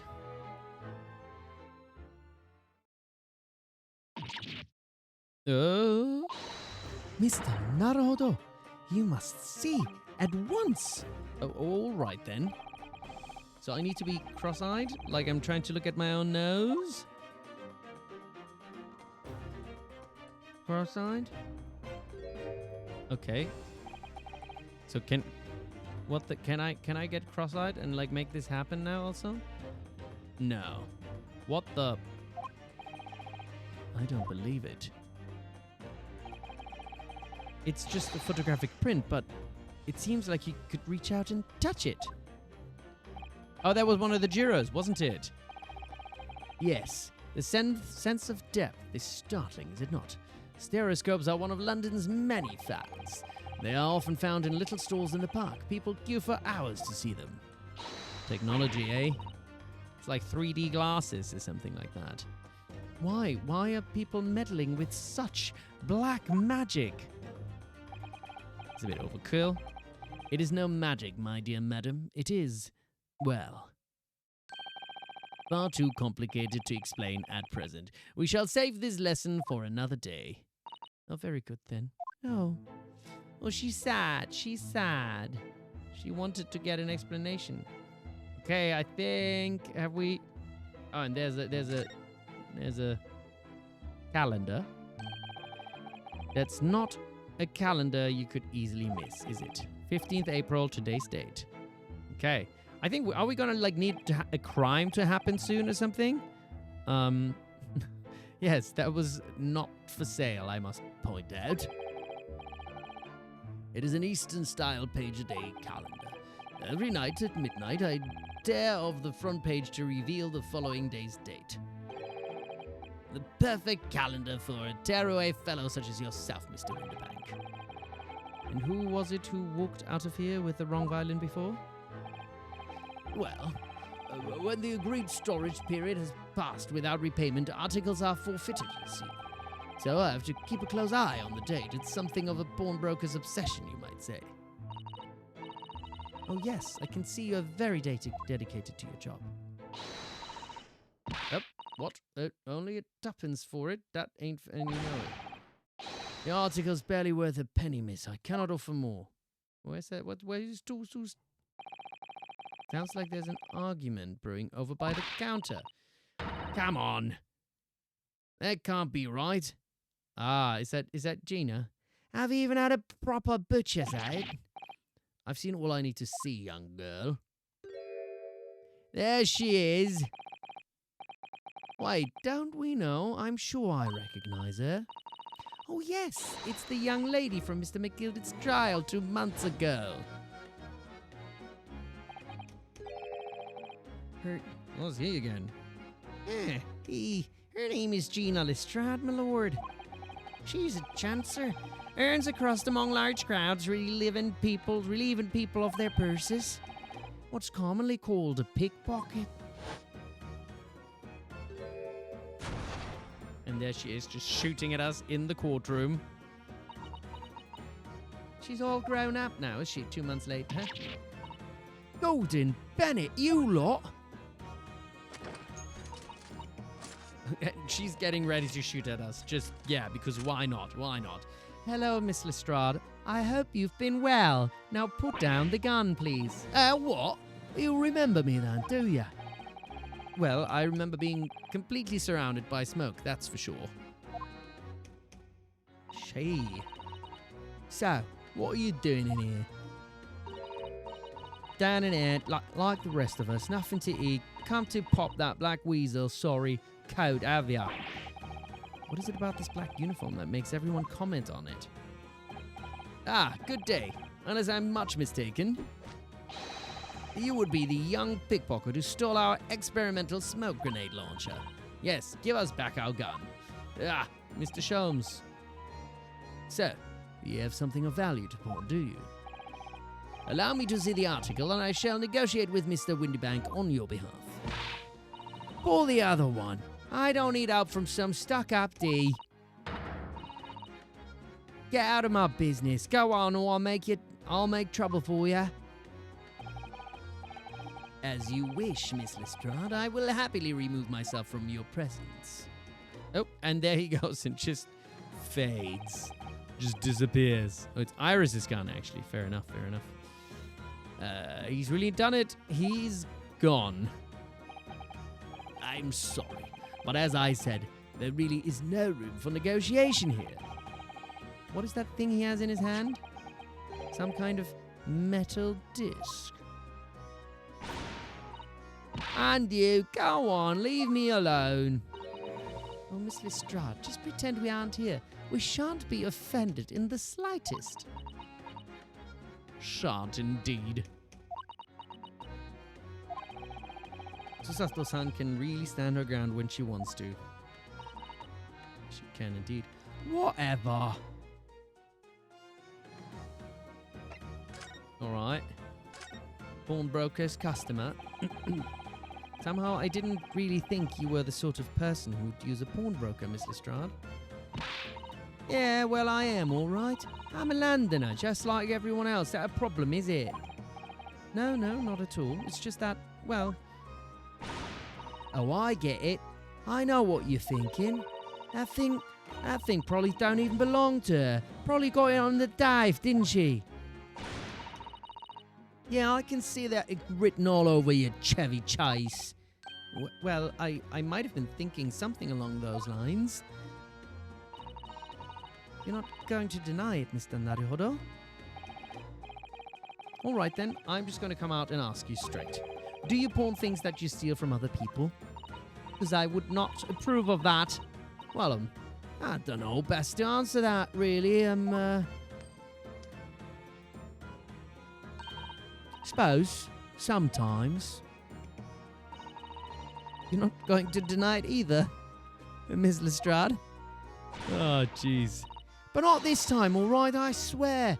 That thing belongs to me. Disc that Mr. Windybank is holding. Perhaps we should see what he has to say about all this. We're like not only lawyers now, we're also what's the word? When you try to make things good between two parties?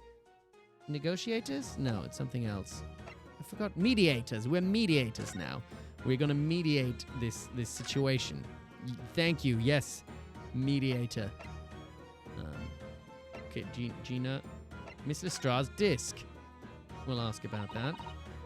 Mr. Windybank, what exactly is this metal disc that Miss Lestrade has brought in?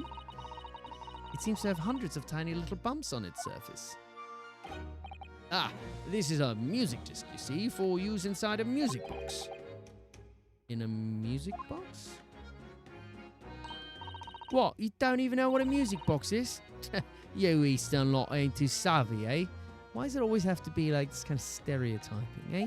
Maybe I'm just an idiot. Have you ever thought about that? Maybe it's nothing to do with me being Eastern. Also, we just saw a music box, didn't we? I know what a music box is. I've just never seen one of these discs before. The small protrusions on the metal disc encode the tune to be played by the music box. It's a fascinating technology, isn't it? You simply insert the disc and set the machine going, and beautiful music plays. It's so incredible. Tell us, what tune is on this disc? Well, I'm afraid I couldn't tell you that. There are so many different types of music, you see. British-made, German, Swiss. I have no way of knowing which particular machine this disc was made for. Ah, I see. And that's it in a nutshell. I wouldn't have any customers for an item like this, even if the young lady forfeited it. Really, I'm already offering more than I should at a penny. But he has like one himself, doesn't he? So he could just play it in his shop, maybe, for some beautiful music. That's a packet of lies. He told me he did. He said it was. Well. Who? Never you mind. It just ain't right, that's all. That disc's worth good money, I know it is. Well then. You have to try your luck at another pawnbroker's, won't you? Nah. I guess maybe he doesn't trust her. Oh, she's been in before, of course. This little tatterdemalion. Oh, geez, is that like some kind of Victorian insult? A tatterdemalion. And brought some dubious article or other with her every single time, I might add. Dubious? What are you trying to say? I'm an honest customer, me. Yeah. So, is there something dubious about the disc she brought in today? Well, if only it were that simple. Sorry? What do you mean? What she actually brought in was a storage ticket. Ah, a storage ticket. So, Miss Lestrade has actually come to redeem an article from you today. Is that right? Yeah, that's right. A girl like me has a lot of stuff what needs storing. Yeah, there you go. All right, that's definitely dubious. The article in question would have been forfeited at midnight tonight. But as she gave me the ticket for it and repaid both the loan and the interest, I was obliged to return the article to her. But what was the article? Finally we can get a porygon. What is a porygon? Is that like a polygon? I don't know what a porygon is. Google says tattoo medallion means someone who looks ragged in appearance. Oh, it's a Pokemon. Oh, whoopsie. Is it a Pokemon that has to do with a disc? But what was the article? Do tell us, Mr. Winterbank. Yes, do tell us indeed. The little scamp is wearing it, ma'am. Oh, it's a jacket. It's the overcoat that she redeemed. Oh. What? What's wrong with that? It fits, don't it? I mean, it's mine, so of course it does. Not dubious at all. So what about the disc then? How does that come into all this? Ah, well, the disc is something else. A new article to pawn if the girl and I can agree a price. Okay. I'm confused. I thought you said that Miss Lestrade brought in a storage ticket today. It's really quite simple. Yes, the child brought me a storage ticket and the money owed on it, as you say. Very simple indeed. For this heavy black coat, which you returned to her care as I'd understood it. Quite shrimple indeed. That's right, yes. And rather unsurprisingly, as soon as the little ragamuffin put the thing on, she went rifling through the pockets. Oh, you mean... What? Don't you know it's rude to stare at a lady? Ah, I see. So it came from the pocket of the overcoat, did it?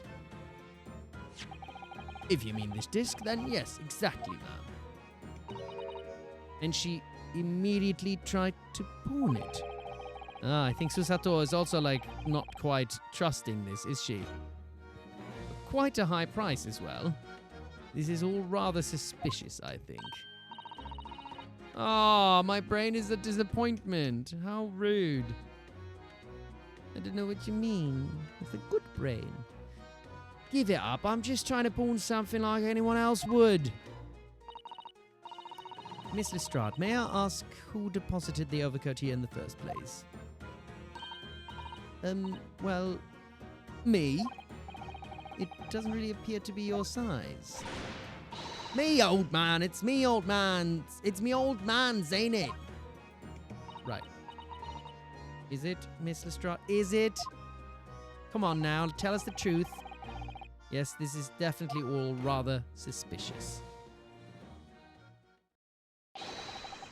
Oh, out of my way, please. Who's coming now? Oh. A dashing fella. Who's this picture postcard English gentleman? Oh, excuse me. Good day to you, ladies, gentlemen. What's your problem, eh? There is no problem as long as you remove yourself. I've a matter to discuss with the proprietor. And if you intend to make a problem of it, I shall see you outside, little girl, for the hiding you deserve. Oh my god, he's a child beater. Look, ain't it obvious? I ain't done talking with him yet. If you think you're such a gent, you should know how to wait in line. Well, you are an impudent little brat, aren't you? As well as a pickpocket. Eh? Oh, who are you? How do you know who I am? The question is, how do you not know who I am? You haven't the courtesy even to remember the faces of your victims, it seems. Uh-oh. She stole something from it. What? You mean I? From you? Broker? Yes, sir. I believe this filthy pocket thief has just redeemed an article from you, no? Yes, The article in question belongs to me. I demand for it to be returned to me at once. Oh my. Gosh, there's so much drama in this little pawnbroker, isn't there? Now that's a lie. What are you trying to pull? Give me back my overcoat, you wastrel. And needless to say, any music box discs too. No, you can't have it. You just can't. It's me old man's, or it was. Now it's mine. Goodness, Mr. Naruhodo. This is a very awkward situation. Yes, I think perhaps we should hear both sides of the story in a little more detail. And then we shall decide, because we are judges in this case, aren't we? The gentleman's accusation. Susada wants to leave. No. We need to solve this case, right? That's what it's about. Miss Lestrade, is what the gentleman is saying? What do you think? It's all lies, ain't it? Obviously. I swear on my life, I never laid eyes on that dandy before. Let's hear it now, you little ragamuffin. You stole it, didn't you? That ticket you brought in here just now? No, I swear it. I swear to God. It was barely an hour ago. I was walking along the street, minding my own business, when this little gutterling ran into me. I knew at once what had happened. I've been robbed yet again, I thought to myself. Those wretched pickpockets. Yet again? Oh, yes. As you can see, I am a man of impeccable style. This isn't the first time that I've been targeted by these back slum scoundrels. He's not full of himself at all, is he now? Now then, relinquish my overcoat. Come along now, Miss Lestrade. Give the good gentleman his coat back. If you're going to cause trouble, I shall have no choice but to call the police. Hold on, why does everyone think it's me? Just look at this standy cove and you think I'm the dodgy one?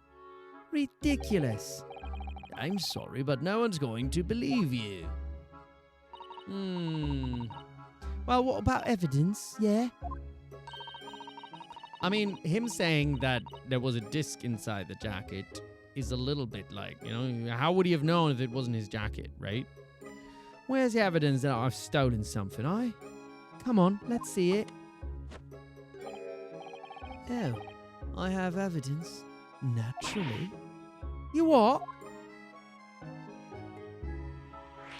Okay, let's see it. Let's hear it. Evidence that the article Miss Lestrade redeemed actually belongs to this gentleman. Of course, we need only consult Mr. Windybank's ledger to know the truth. We'll be able to look up the name of the person who deposited the article in the first place. Yes, brilliant, Sato. Why did nobody else think of this? Oh, okay.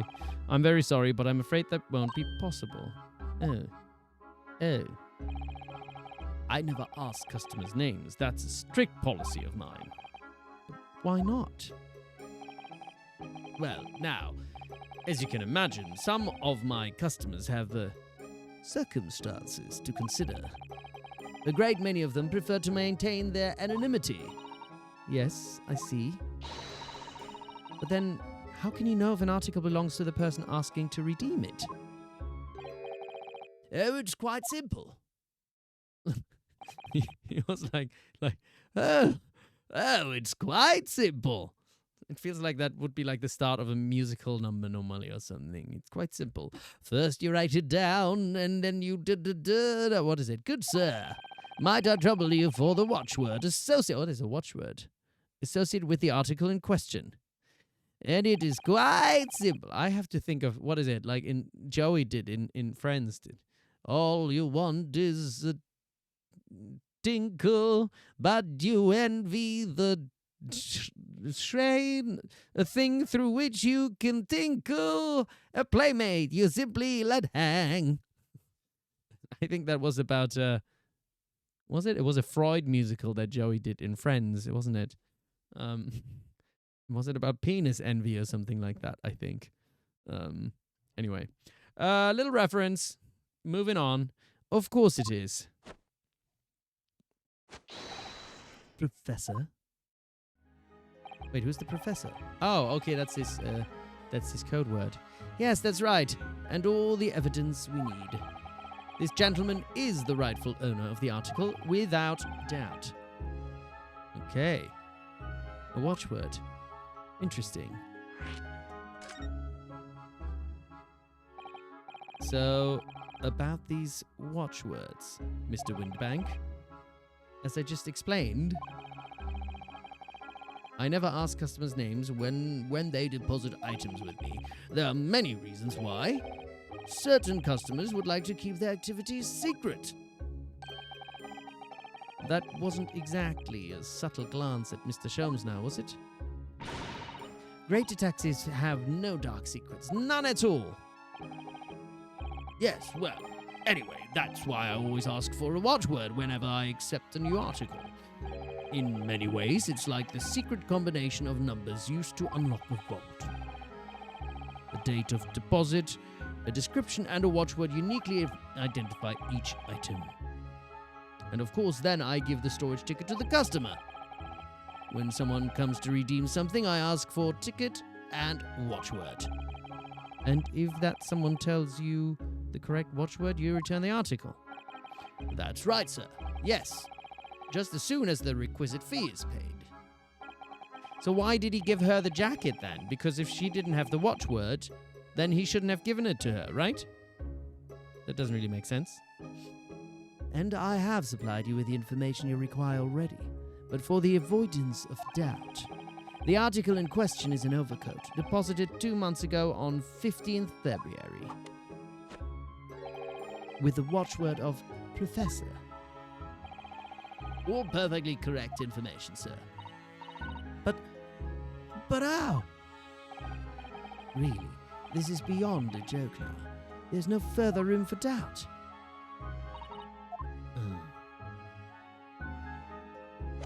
Okay.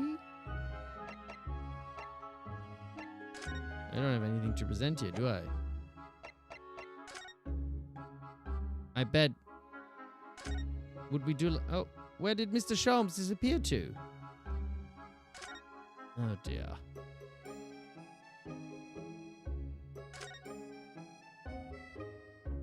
I can present the armband all the time, actually. Interesting.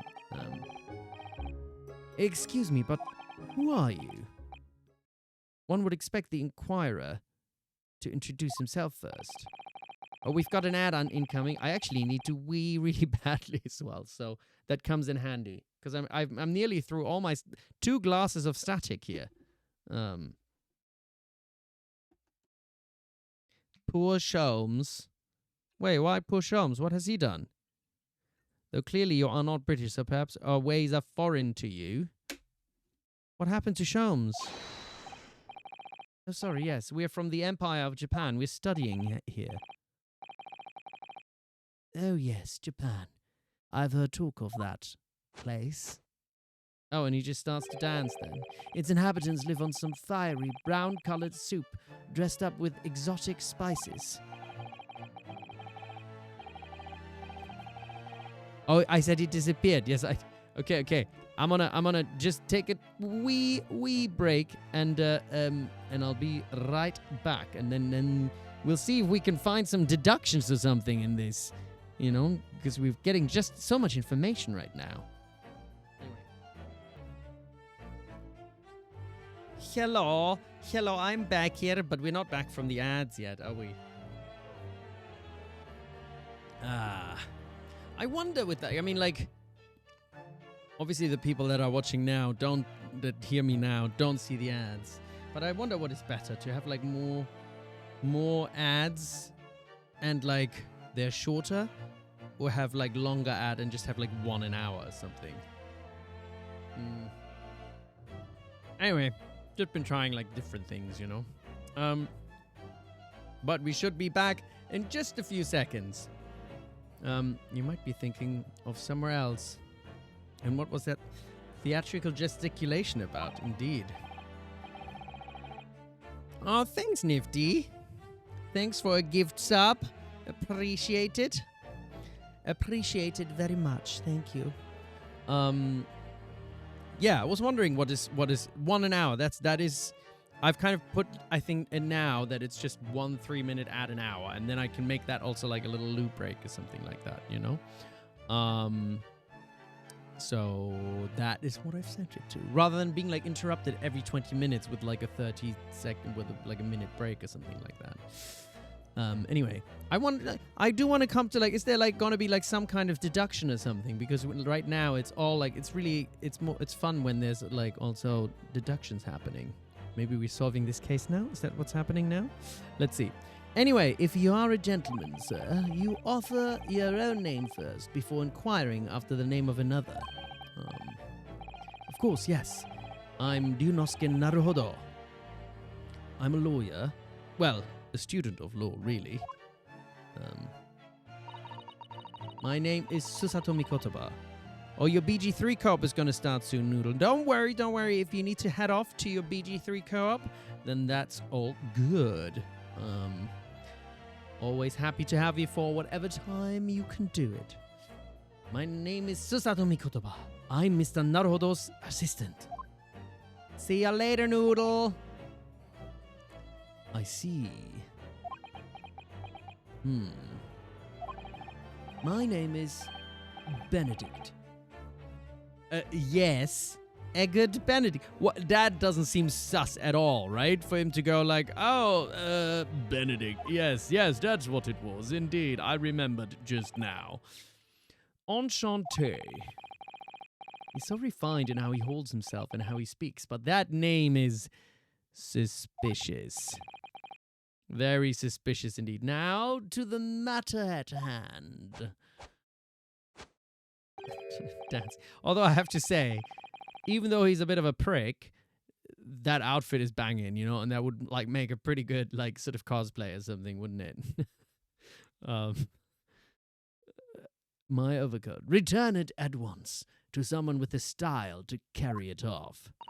Is he like a popular one for people to cosplay, or is he not like... He's not like cool enough a character or something. He just looks good, but... Monopoly man without the mustache. Very good. Grr. And he's got moves, Eminem. You're very correct with that. Every move he makes, every move he makes, every breath he takes, I can't stand watching him. That's right. That wasn't a good song. Okay, what happened now? What? You disappeared? So, let that be an end to the matter. It's not how the song goes, Gina. And thank you for your custom, Mr. Eggard Benedict, sir. Look at him dancing around like a silly peason. Silly peason? Like a silly person. Yeah, most people cosplay the main cast. That would make sense. That would make sense. It's not enough to just look good, right? You have to have something behind it. Peason. I think I mixed up people and person, and it became peason. Peason. Peasant. That's maybe what I meant. You silly peasant, Benedict. With such reasonable rates of interest, I may even decide to come back. Is it peason an actual word also? I don't know. This is why I hate grown-ups. Just cause I'm a diver, everyone thinks it makes me a liar. How old is Gina? Is she like 16 or something? Or even younger than that? And the contents of the coat pockets, if you please, broker. But of course, sir. Here is the disc for you. Also, when I was 16, was I like, I hate grown-ups. Grown-ups are stupid. Maybe I did used to. Although, isn't there like a thing also when you're like 16, then you're like, well, I'm a grown-up too now because I'm so adult. Or something. Oh, I hope I'm not insulting anyone with my impression of a 16-year-old. I'm so sorry. You, whatever age you are, you're all cool, and it's all great. And when I was 16, I was not. So there we go. Just this one. Pardon, sir.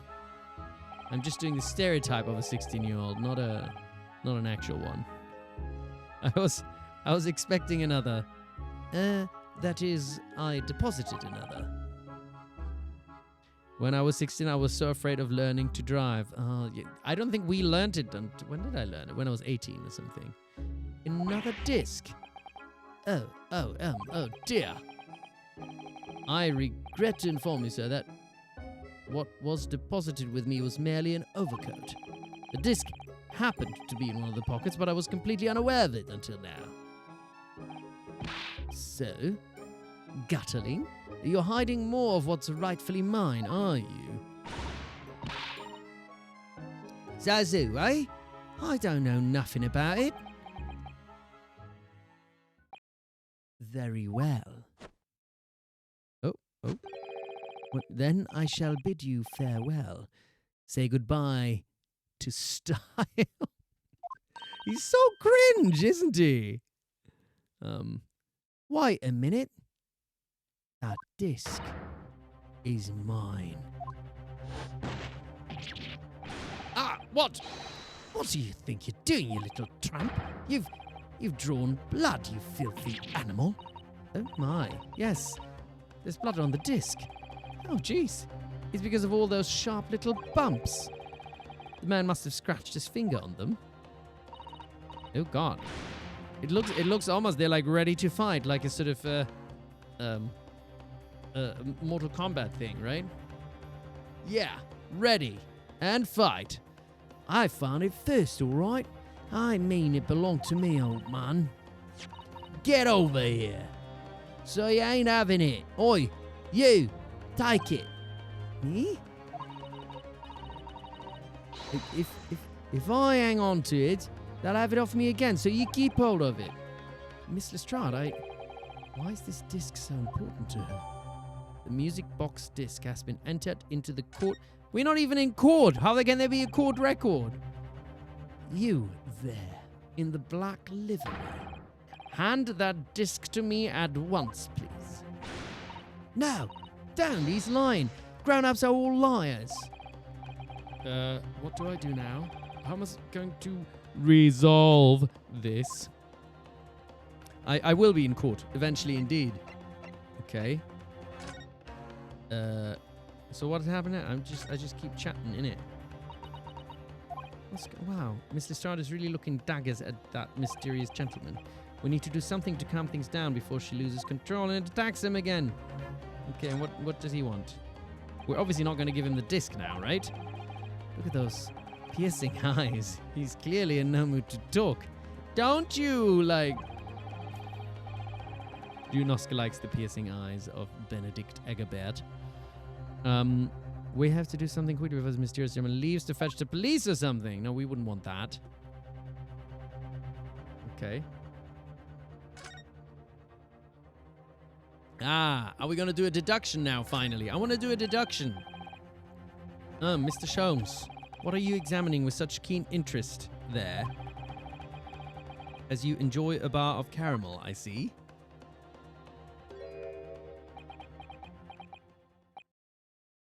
So, you found me at last, Mr. Naruhodo. Sorry? After that young pickpocket sent me on my way, I was forced to lurk in the shadows. Cruelly ostracized, as the rest of you partook in the jovial atmosphere of fellowship. I had nothing to occupy my mind, but was too ashamed to let society see what my downfall had done to me. So, feigning mock interest, I pretended to examine the tedious trinkets in this desolate place. Whilst, as you shrewdly observed, gnawing on the only friend I have left, this 7% solution of caramel. Pray, do you claim to understand the depths of my despair, Mr. Naruhodo? But how could you? I was so lonely, so desperately lonely. Then why on earth didn't you rejoin the conversation? Things have gone from bad to worse here, you know? Yes, I overheard much of your conversation. Or rather, in my craving for human contact, my ears devoured every word that was uttered. Oh no, he's stress eating, isn't he? You really were sad, weren't you? I can relate to that. Poor Mr. Sholmes, I feel simply awful for you.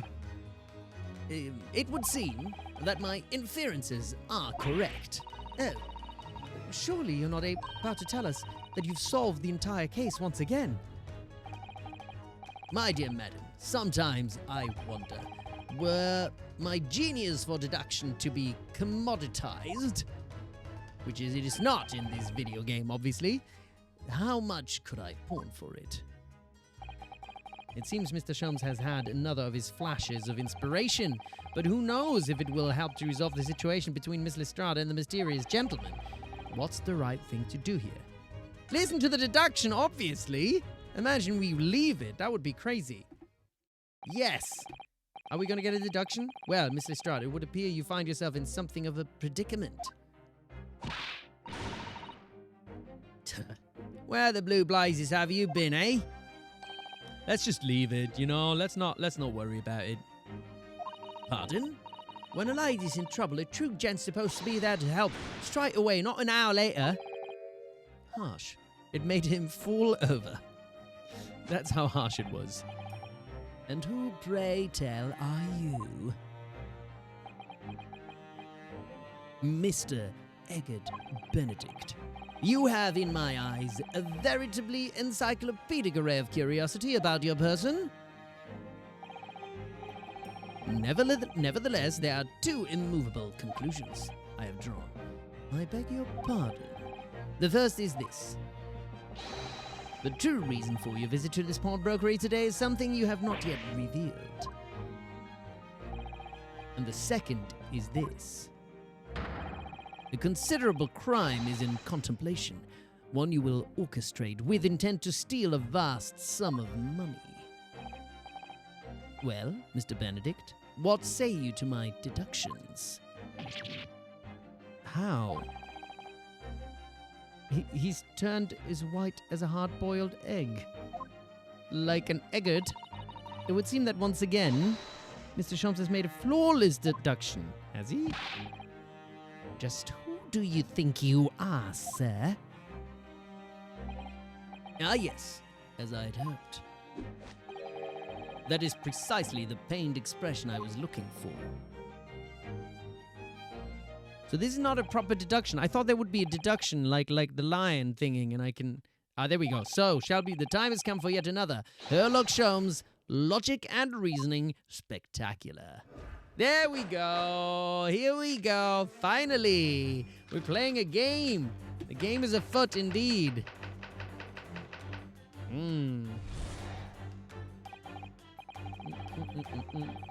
First of all, we must ask ourselves on what business you ventured to this pawnbrokery today. You claim to have followed this pickpocket here, having had the redemption tickets stolen from you on the street. But that is most certainly a lie. The real truth is something quite different. As revealed by that with which you hold in your hand. Yes, what brought you to the shop in the first place is the staff recruitment flyer, huh? The piece of paper in your hand is a staff wanted advertisement from this very shop. Yet even the most unobservant would soon realize that a man of your appearance has no need of such employ. In other words, there is some ulterior motive for your actions. The cane with which you unwittingly clutch to your person exhibits an incontrovertible contradiction. What utter rot. I've had this cane for years. The contradiction of which I speak of is, of course, the missing fur rule. I think it said something like AG on there or something, but he said his name is Eggard Benedict or something. So I think I'm already deducing things. The end of any walking cane would be terminated with a metal ferrule to protect the wooden tip. And yet, detailed analysis shows the wooden tip of this stick to be utterly bare. Therefore, there is only one conclusion. The rod that you hold, see it says AG, but he says his name's Eggard Benedict, which would be EG. So either he lied about his name, or this cane belongs to someone else. The rod that you hold in your hand, which appears to be a walking cane, is in fact no cane at all. Oop. You recoil, sir. Is something wrong? And in your recoiling, you inadvertently facilitate the answer of the next conundrum to present itself. Namely, what is the truth behind this rod you bear? What indeed? Yes, your reaction betrays the truth. The handle, which you evidently would like to conceal, is the key to understanding this riddle, you see. From the moment I saw it, my suspicions were aroused. What walking cane demands such a stout handle, mused I? It's a hammer. It's actually a hammer. That's what it is. But of course, as I said, this is no walking cane. No, that rod is actually a shovel. It's the broken handle of a shovel. Not a spade? Are you insane? That might be a little bit true, right? And now, having determined this undeniable truth, the conclusion is clear. Your true motive for coming here. That's such a fancy shovel, isn't it? Was to take employment at this establishment in order to excavate the ground beneath the premises. What a calculated crime you've conceived, sir. A wickedly calculated crime. Whoa, wicked. Tunnel underneath the pawnbrokery. So clever. So clever. Now, Mr. Benedict, let us continue. For we must expose the details of this elaborate crime you have in the planning. This is utterly absurd.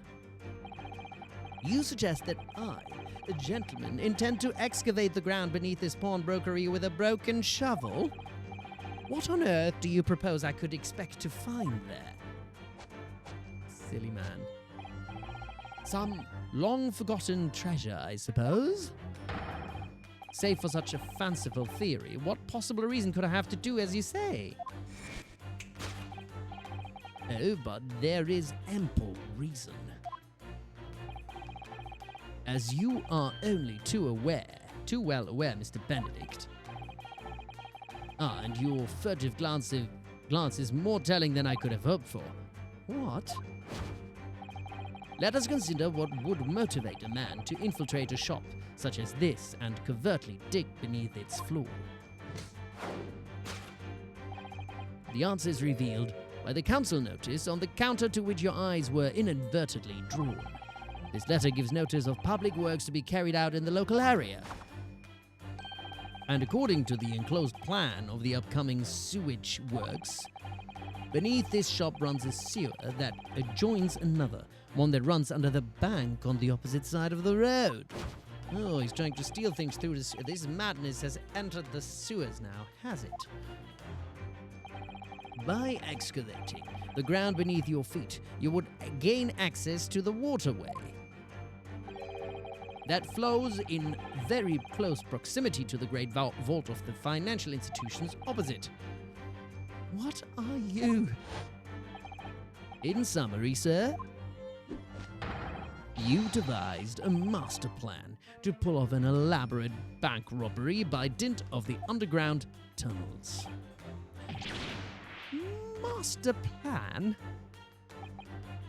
Which brings us, at last, to the final chapter of this lurid scheme. Oh, he's cooking it up. He's getting to the end here, is he, Holmesy? With what plunder did the thief hope to make off from the underground vault of the bank? Are you quite serious? Having consulted with Scotland Yard some days ago, I happen to know the answer. But naturally, the answer is no secret to you, sir, is it, Mr. Benedict? I have no idea what you're talking about. Allow me to present a rather interesting piece of evidence. You see, this picture postcard tells us all we need to know. The postcard of the Great Exhibition. I'm afraid you've quite lost me. Currently, in the final stages of preparation, the Great Exhibition will soon be underway, and the government has provided extra funds to complete its centerpiece, the Crystal Tower. Funds that currently sit in the vault of the bank on the other side of this road. Pardon? Yes, the considerable crime you have been contemplating is the theft of that which sits in the vault of that bank, the special reserve funds for the Great Exhibition. Of course, that is top secret police information, so keep it under your head, please. I think Sholmes broke some NDAs there, didn't he? Yeah, he's very good at confidently making a fool out of himself, isn't he? And it doesn't change. He still keeps having the confidence. Thus concludes Sherlock Sholmes' great deduction of this pawnbroking puzzle. Wow, that was quite something, wasn't it? Mr. Sholmes? Well, Mr. Naruhodo, an impressively upbeat deduction for a detective racked with loneliness, would you not agree? Okay, I wanna get to the end of this deduction. I wanna solve this. That's today's goal. Was it true what you said about the bank over the road and what it has in its vault? Indeed, though few know of its existence, it is one of the government's most closely guarded secrets. Gregson told me in the strictest confidence. But you just announced it to everyone here. Rather loudly, in fact. I actually realized I think I should point this down ever so slightly. There we go, that's better.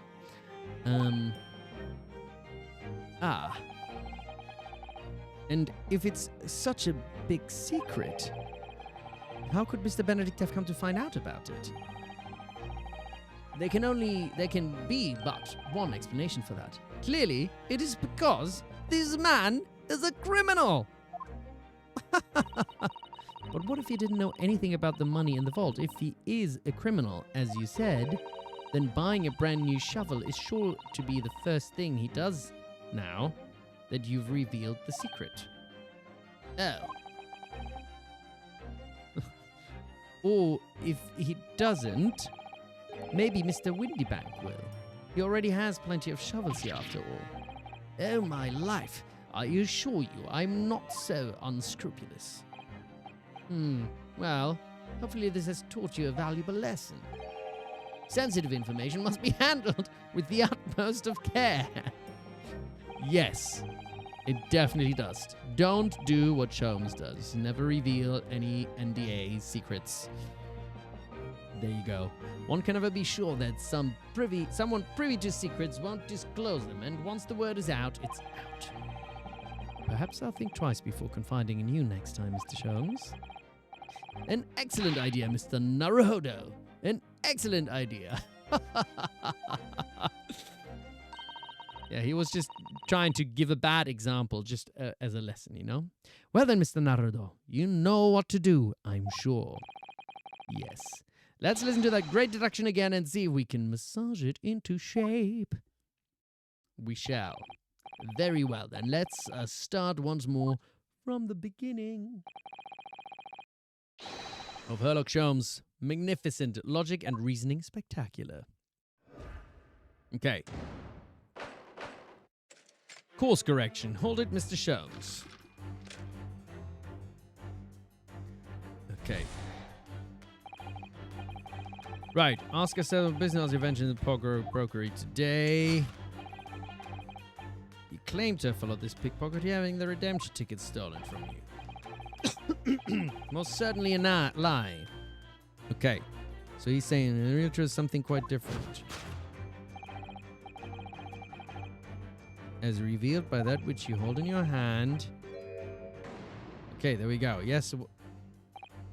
So, by Mr. Sholmes' reasoning, Mr. Benedict came here in order to apply for a job. So he could dig down through the floor.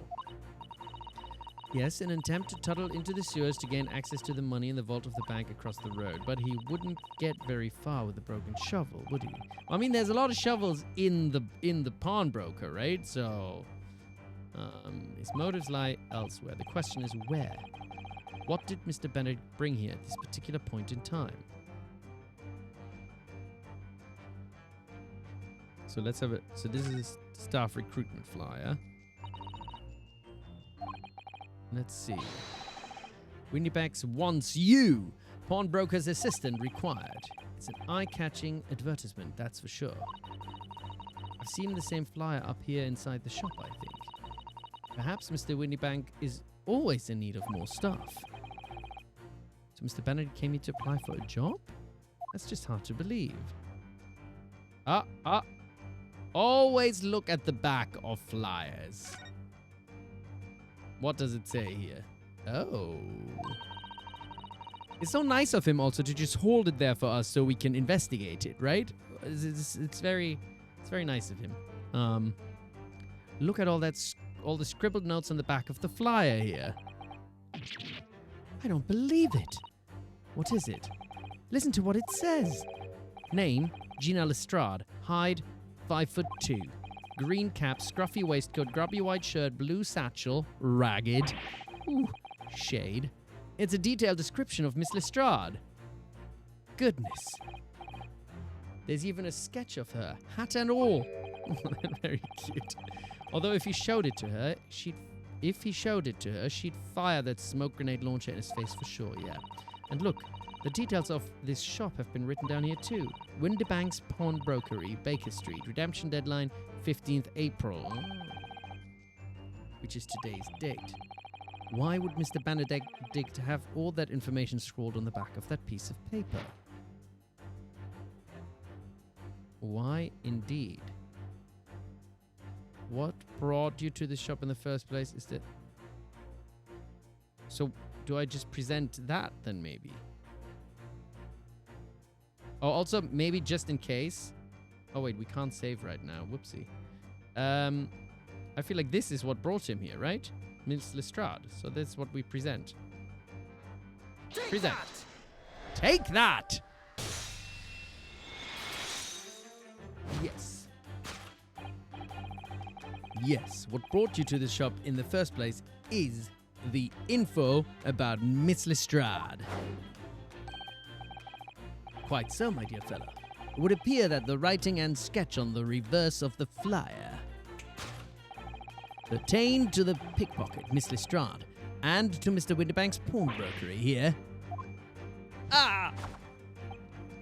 You originally told us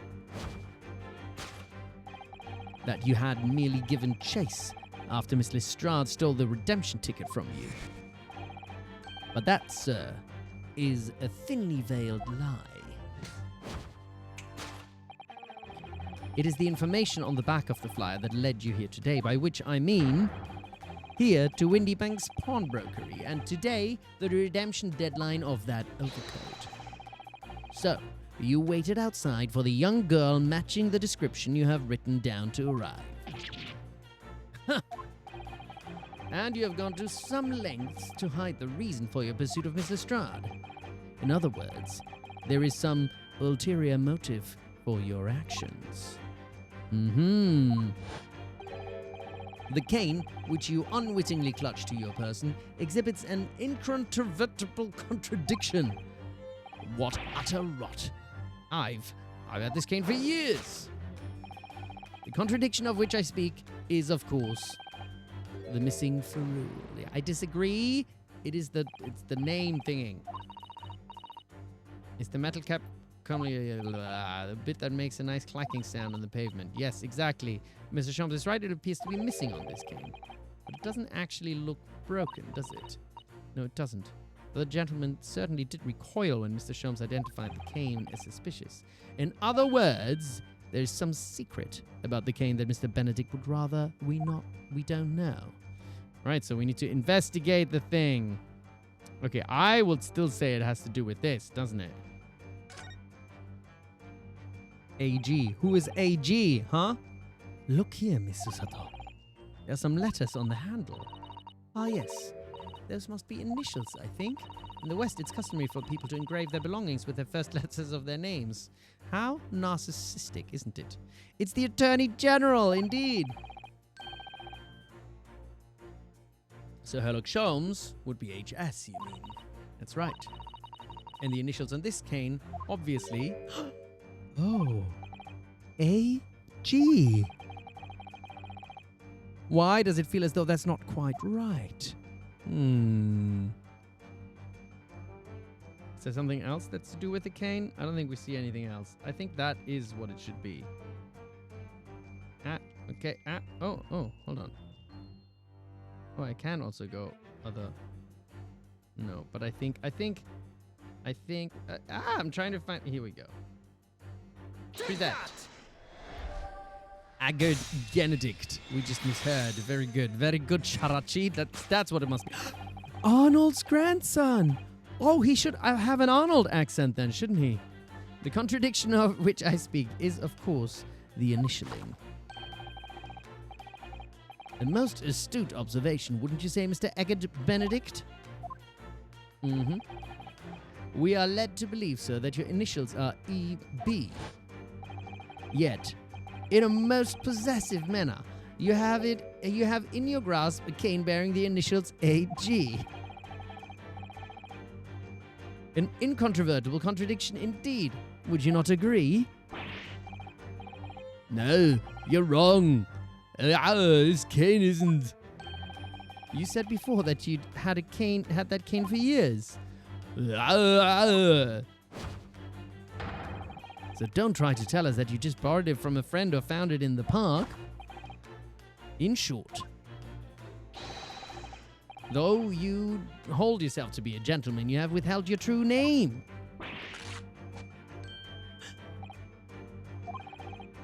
You recoiled, sir. Is something wrong? I didn't go to the gym today yet. Well,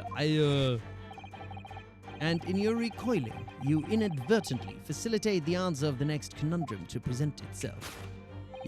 Benedict. Namely, what is the truth behind this rod you bear? Yes, your reaction betrays the truth. The handle, which you evidently would like to conceal, is the key to understanding this riddle, you see. Let's consider the bare bones of what's happened here. Miss Lestrade redeemed that fine-looking overcoat, and now a mysterious man has appeared introducing himself with a fake name and claiming that the overcoat belongs to him.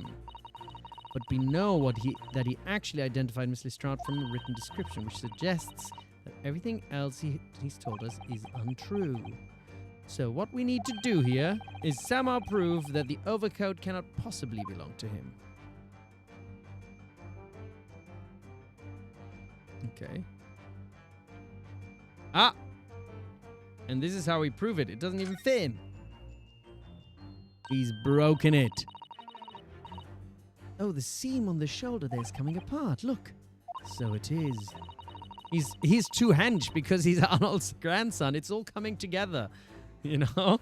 Do you know, a moment ago, Mr. Benedict was surprised by something that was said.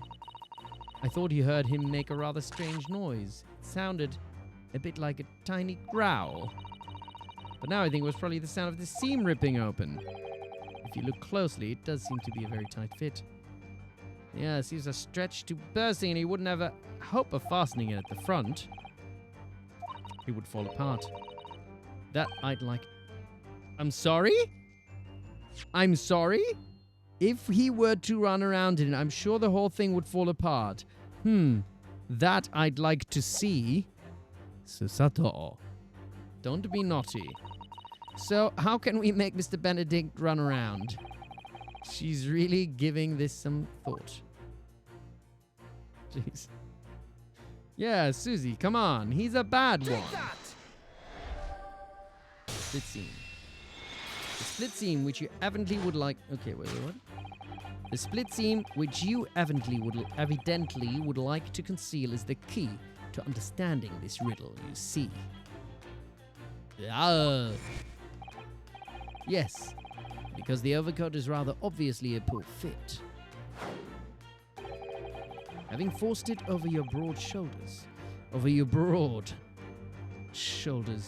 strong shoulders, your trapezius muscles, and your deltoid coat-breaking deltoids, the seam is already falling apart. My suspicions were aroused from the outset. Hey, if she likes what she likes, you know, that's what it's gonna be. When you so boldly lied about your name and so boldly waylaid this pickpocket. Yeah. This catalogue of untruths has all been for one very specific purpose. He's ripped. He's stripped. To steal the article that the young girl redeemed from Mr. Winter.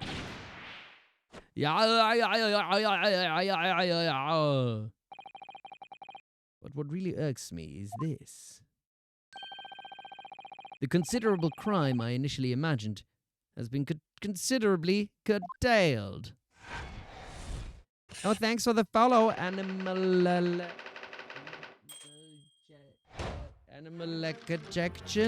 lead detection.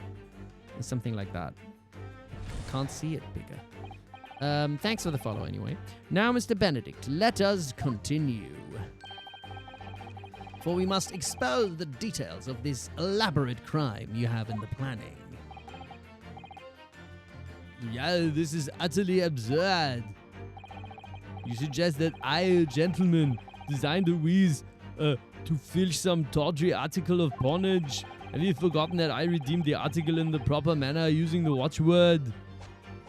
Come on now, I'm Arnold's grandson. You cannot mess with me. Had I not been the one to deposit it in the first place. How could I possibly have known the relevant details? Ne sais pas, huh? See, I speak French as well. That's how classy I am. No, but the watchword can be discovered. As you are only too well aware, Mr. Benedict. Ah, and your furtive glance is more telling than I could have hoped. What? Let us consider how one might come to learn a secret watchword relating to the pawned property of another. The method is revealed by the council notice on the... Okay, probably not. The direction of the deduction must change rather dramatically now, I think. Yes, no more talk of tunneling into the sewers. Which is a pity, because it all sounded rather exciting, didn't it? Anyway, you can't deny that this mysterious gentleman did know the watchword. Yes, Professor. If you didn't know that word, Mr. Winterbank would never allow you to redeem the article. Or, looking at it in another way, if you did know that word, Mr. Winterbank would allow you to redeem the article whether it was yours or not. So, what I still don't understand is why did he give Gina the code if she didn't have the word, the watchword?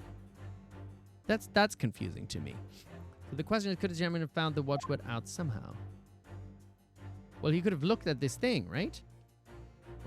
What is it in the council notice? Baker Street Works is the title. I did not know what my comet has brought upon. What? Oh, your words from earlier. What, Arnold's grandson? Yes, and it does mention sewage works, as Mr. Sholmes said. Oh. And specifically mentions that tonight's sale at the confectionery shop on the corner won't be affected. Case solving first, confectionery later, Mr. Naruhodo. Curse my overly expressive face. So she did know the watchword. See, that's what I'm thinking. Well, what else can I investigate?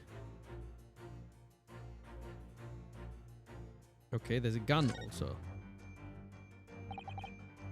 It's the gun.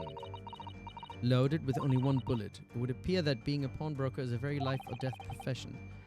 That might just be this particular establishment. What else we got? Okay, we got an old lamp. Looks to be quite an old lamp. But it's obviously been well looked after, and there's oil in it too. In other words, it's still in use. Yes, it would appear so. But as for how it could be related to Mr. Benedict working, knowing the watchword of the pawned article, I have no idea. Makes two of us. Okay. I feel like it should be... Shouldn't it just be the book? Maybe he's looked at the book. But the book you can... Oh, wait, there's a notelet. What does it say on the notelet? Look at this, Miss Susato. Ah, it appears to be a memo that Mr. Winterbank has scribbled to himself. Let's see. What does it say? Oh. Professor. Okay. Mr. Winterbank must make a note of the watchwords his customers give him right before their eyes, and in alarmingly clear script as well. Oh dear. I don't know where to look. Who knows what other secrets I might see? Okay, so he has looked over there, and that's how he found the watchword? So that must be it then, right? Because there isn't anything else here that I could investigate. Take that! There we go. The notelet. The method is revealed by the notelet on the counter to which your eyes were inadvertently drawn. Yes, the broker here follows the same procedure whenever a customer comes to redeem an article. He asks the customer for the watchword and notes down the response uttered on a notelet he has to hand. Yeah, it doesn't feel like a secure way of doing it. He just writes it down there and people can just see it. Then he consults his ledger and confirms whether or not the watchword matches that of the article in question. Right? And it's just on the desk. Anybody can spot it. So, wait, so has he scribbled it down because Gina has just said it to him and that's why he scribbled it down and then he came in and saw the notelet? All very confusing. And thanks for the first time chat, anomaly detection. I would expect nothing less of a diligent pawnbroker. But his diligence clearly has its disadvantages. What are you talking about? It is increasingly apparent that you were present in this shop before your accusation against Mr. Lestrade. In all likelihood, you followed her inside and then observed her talking to Mr. Windibank. When the diligent broker made a note of the watchword, as is his common practice, you observed him writing the word professor on the notelet beside the ledger. Oh, look, I'm all out of static. And that, sir, was the master plan you devised to steal the pawned article from the young Miss Lestrade. Master plan? Which brings us, at last, to the final chapter of this lurid scheme. Why would you go to such lengths to redeem that particular article from this pawnbroker? Are you quite... Arnold is gone now. Are you quite serious? For an ill-fitting overcoat. Hardly seems to justify the effort, much less a worthless music box disc. But naturally, you had a very good reason to make them yours, didn't you, Mr. Benedict? I have no idea what you're talking about. No idea! Allow me to present a rather interesting piece of evidence. You see, this picture postcard tells us all we need to know. Is it the picture postcard? The articles we're talking about are the overcoat and the music box disc that was in one of the pockets, which according to Mr. Windibank isn't even worth a penny. And yet, this man went to such lengths to steal them. Maybe it's like an audio recording or something like that, you know? I wonder if perhaps we already have the evidence we need to explain it, Mr. Naruhodo. Could we? Really?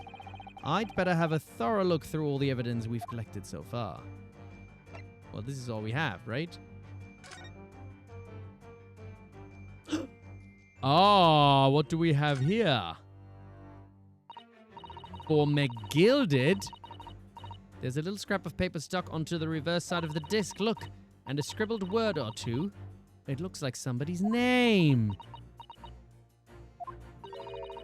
For McGilded, but we thought he's dead. McGilded, it couldn't be... But it is, Mr. Naruhodo. A name I shall never forget as long as I live. Why? Why is his name on this? Music box disc information has been updated. There we go. Okay, so this is obviously what we need to present then. Take that! Look at all those chickens. They're chickens? You see, this music box disc tells us all we need to know. Indeed it does. What's that now on the back? Wow. It reads, for Mr. McGilded. Wow.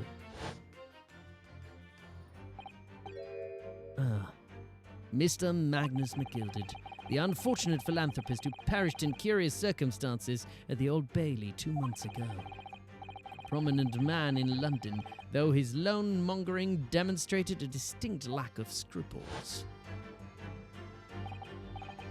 So, you're an associate of his, are you? Or perhaps a subordinate? Or maybe his son? His long-lost son or something? Is that possible? Mr. McGilded was a man of unusually small stature. In fact, he was precisely the right size for that overcoat that you've squeezed yourself into. Yo! Your true identity remains shrouded in mystery. Mr. Eggert Benedict? Do you think McGilded and Arnold had a son together and this was the result? It's possible. Right? But the final conclusion here is crystal clear. The reason you came to this pawnbrokery today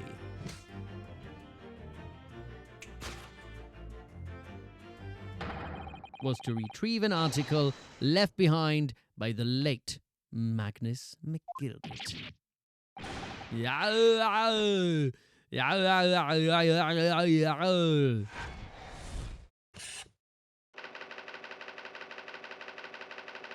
To acquire an item deposited by Mr.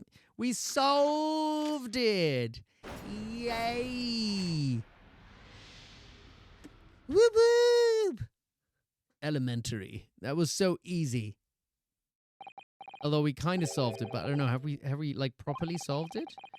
Not an aim I expected to hear in these circumstances. But he still doesn't like admit it or something, right?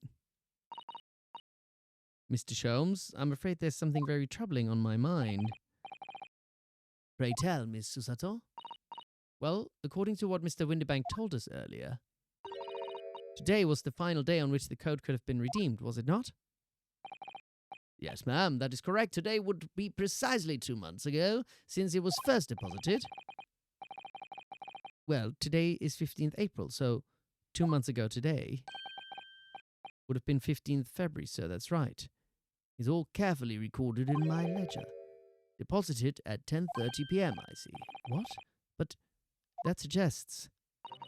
Yes, 15th February is precisely the day on which the omnibus murder took place. And 10:30 in the evening is precisely the time at which the terrible events were unfolding. Whoa. Suggestive is not the word. It would seem the matter is entirely beyond coincidence.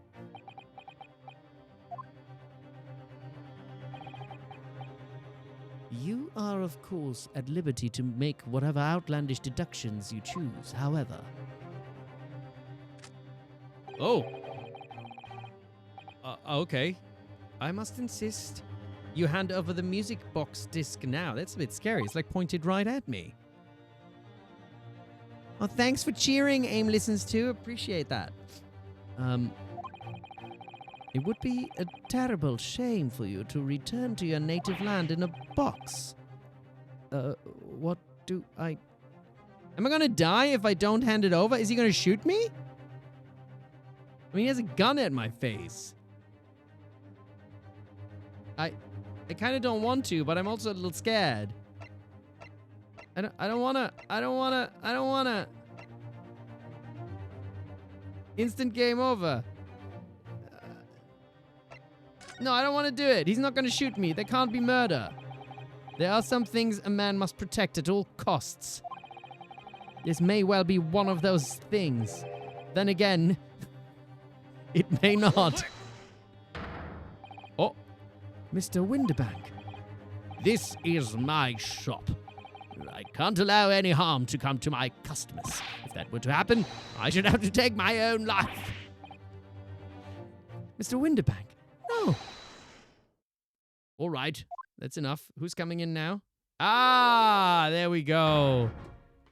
Inspector Gregson for the rescue. I feel like I wanted to solve this dude and then... Inspector. Is this going to go on for like another 2 hours or something? But I just want to have like an end to this bit. That's right, Sunshine. The alarm was raised on one of our dedicated emergency lines, so we got here as fast as we could. Now, what's this all about, eh?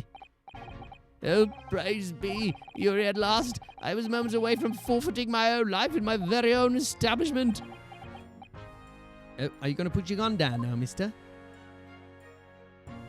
Are they just going to let him walk away? It would seem you have the upper hand. What does he do? Does he just disappear? Does he get arrested? Right, you lot have some explaining to do. I don't appreciate being bothered with some petty argy-bargy. Petty? Mr. Winterbank very nearly met with his end. Yeah, by his own gun, as far as I can tell. Oh dear. And the whole of Britain could meet with its end if I don't get to the bottom of the case I'm supposed to be working on. What? What on earth is the case, Inspector?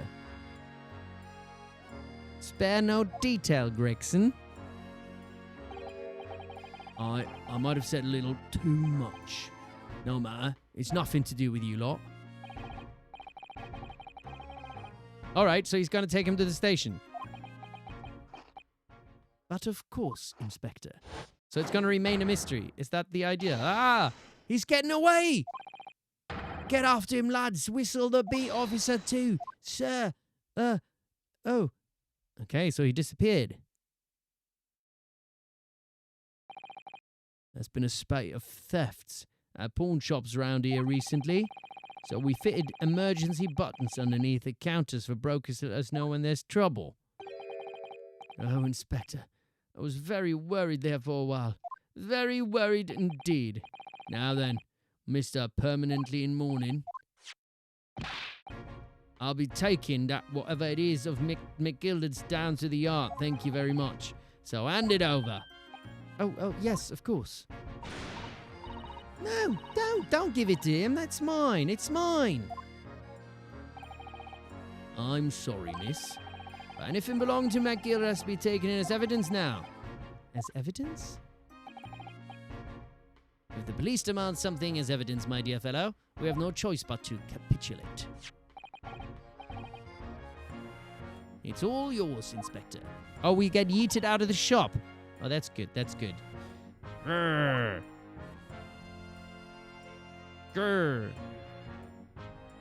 There we go. And so we handed Mr. McGilded's disc over to Inspector Gregson and was summarily turfed out of the shop. There we go. Indeed, we were actually turfed out onto the street. To be continued. What a perfect point to end. And what a nice... You told me, Mykonox, you said I would get yeeted. So you were absolutely correct. A save point, and we shall save, and we shall make myself big. It's nice to be back in my own home. Ugh. Oh gosh, I'm a little bit jet lagged. I hope I'll manage to make it to fall asleep a little bit earlier today, because I do have a voiceover tomorrow morning. But nice. I missed you all too. Thank you so much for being here and joining me on more stream shenanigans. I'm very excited to see what this case is gonna bring and where we're gonna get to. Yeah,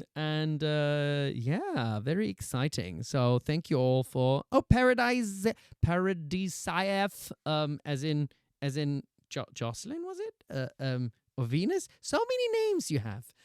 Thank you all for being here, and chatting along, and also lurkers lurking along if you're lurking. I appreciate all of you. So yeah, thank you very much. Cords of Steel, Chrysanthemo, Baroque's Wife, Hillian Waffle, Zero Chronos, Nifty, Mykonox, Light Bright Reignite, Kazuma Asogi. Gosh, so many of you. I love you all, and I appreciate you all. I shall have a little bit of, what do I have now? I'm going to have myself a sandwich. I'm going to have some dinner. So yeah, it's been good. And then the next one, I love you and appreciate you all as well. Mwah. And I've got my little plushies here.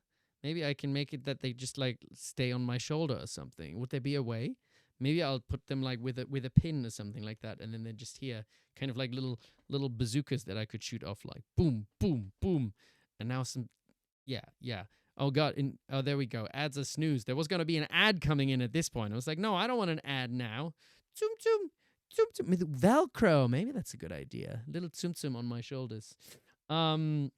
And yeah, my next stream's gonna be on Wednesday, and it's gonna be Wukong Wednesday.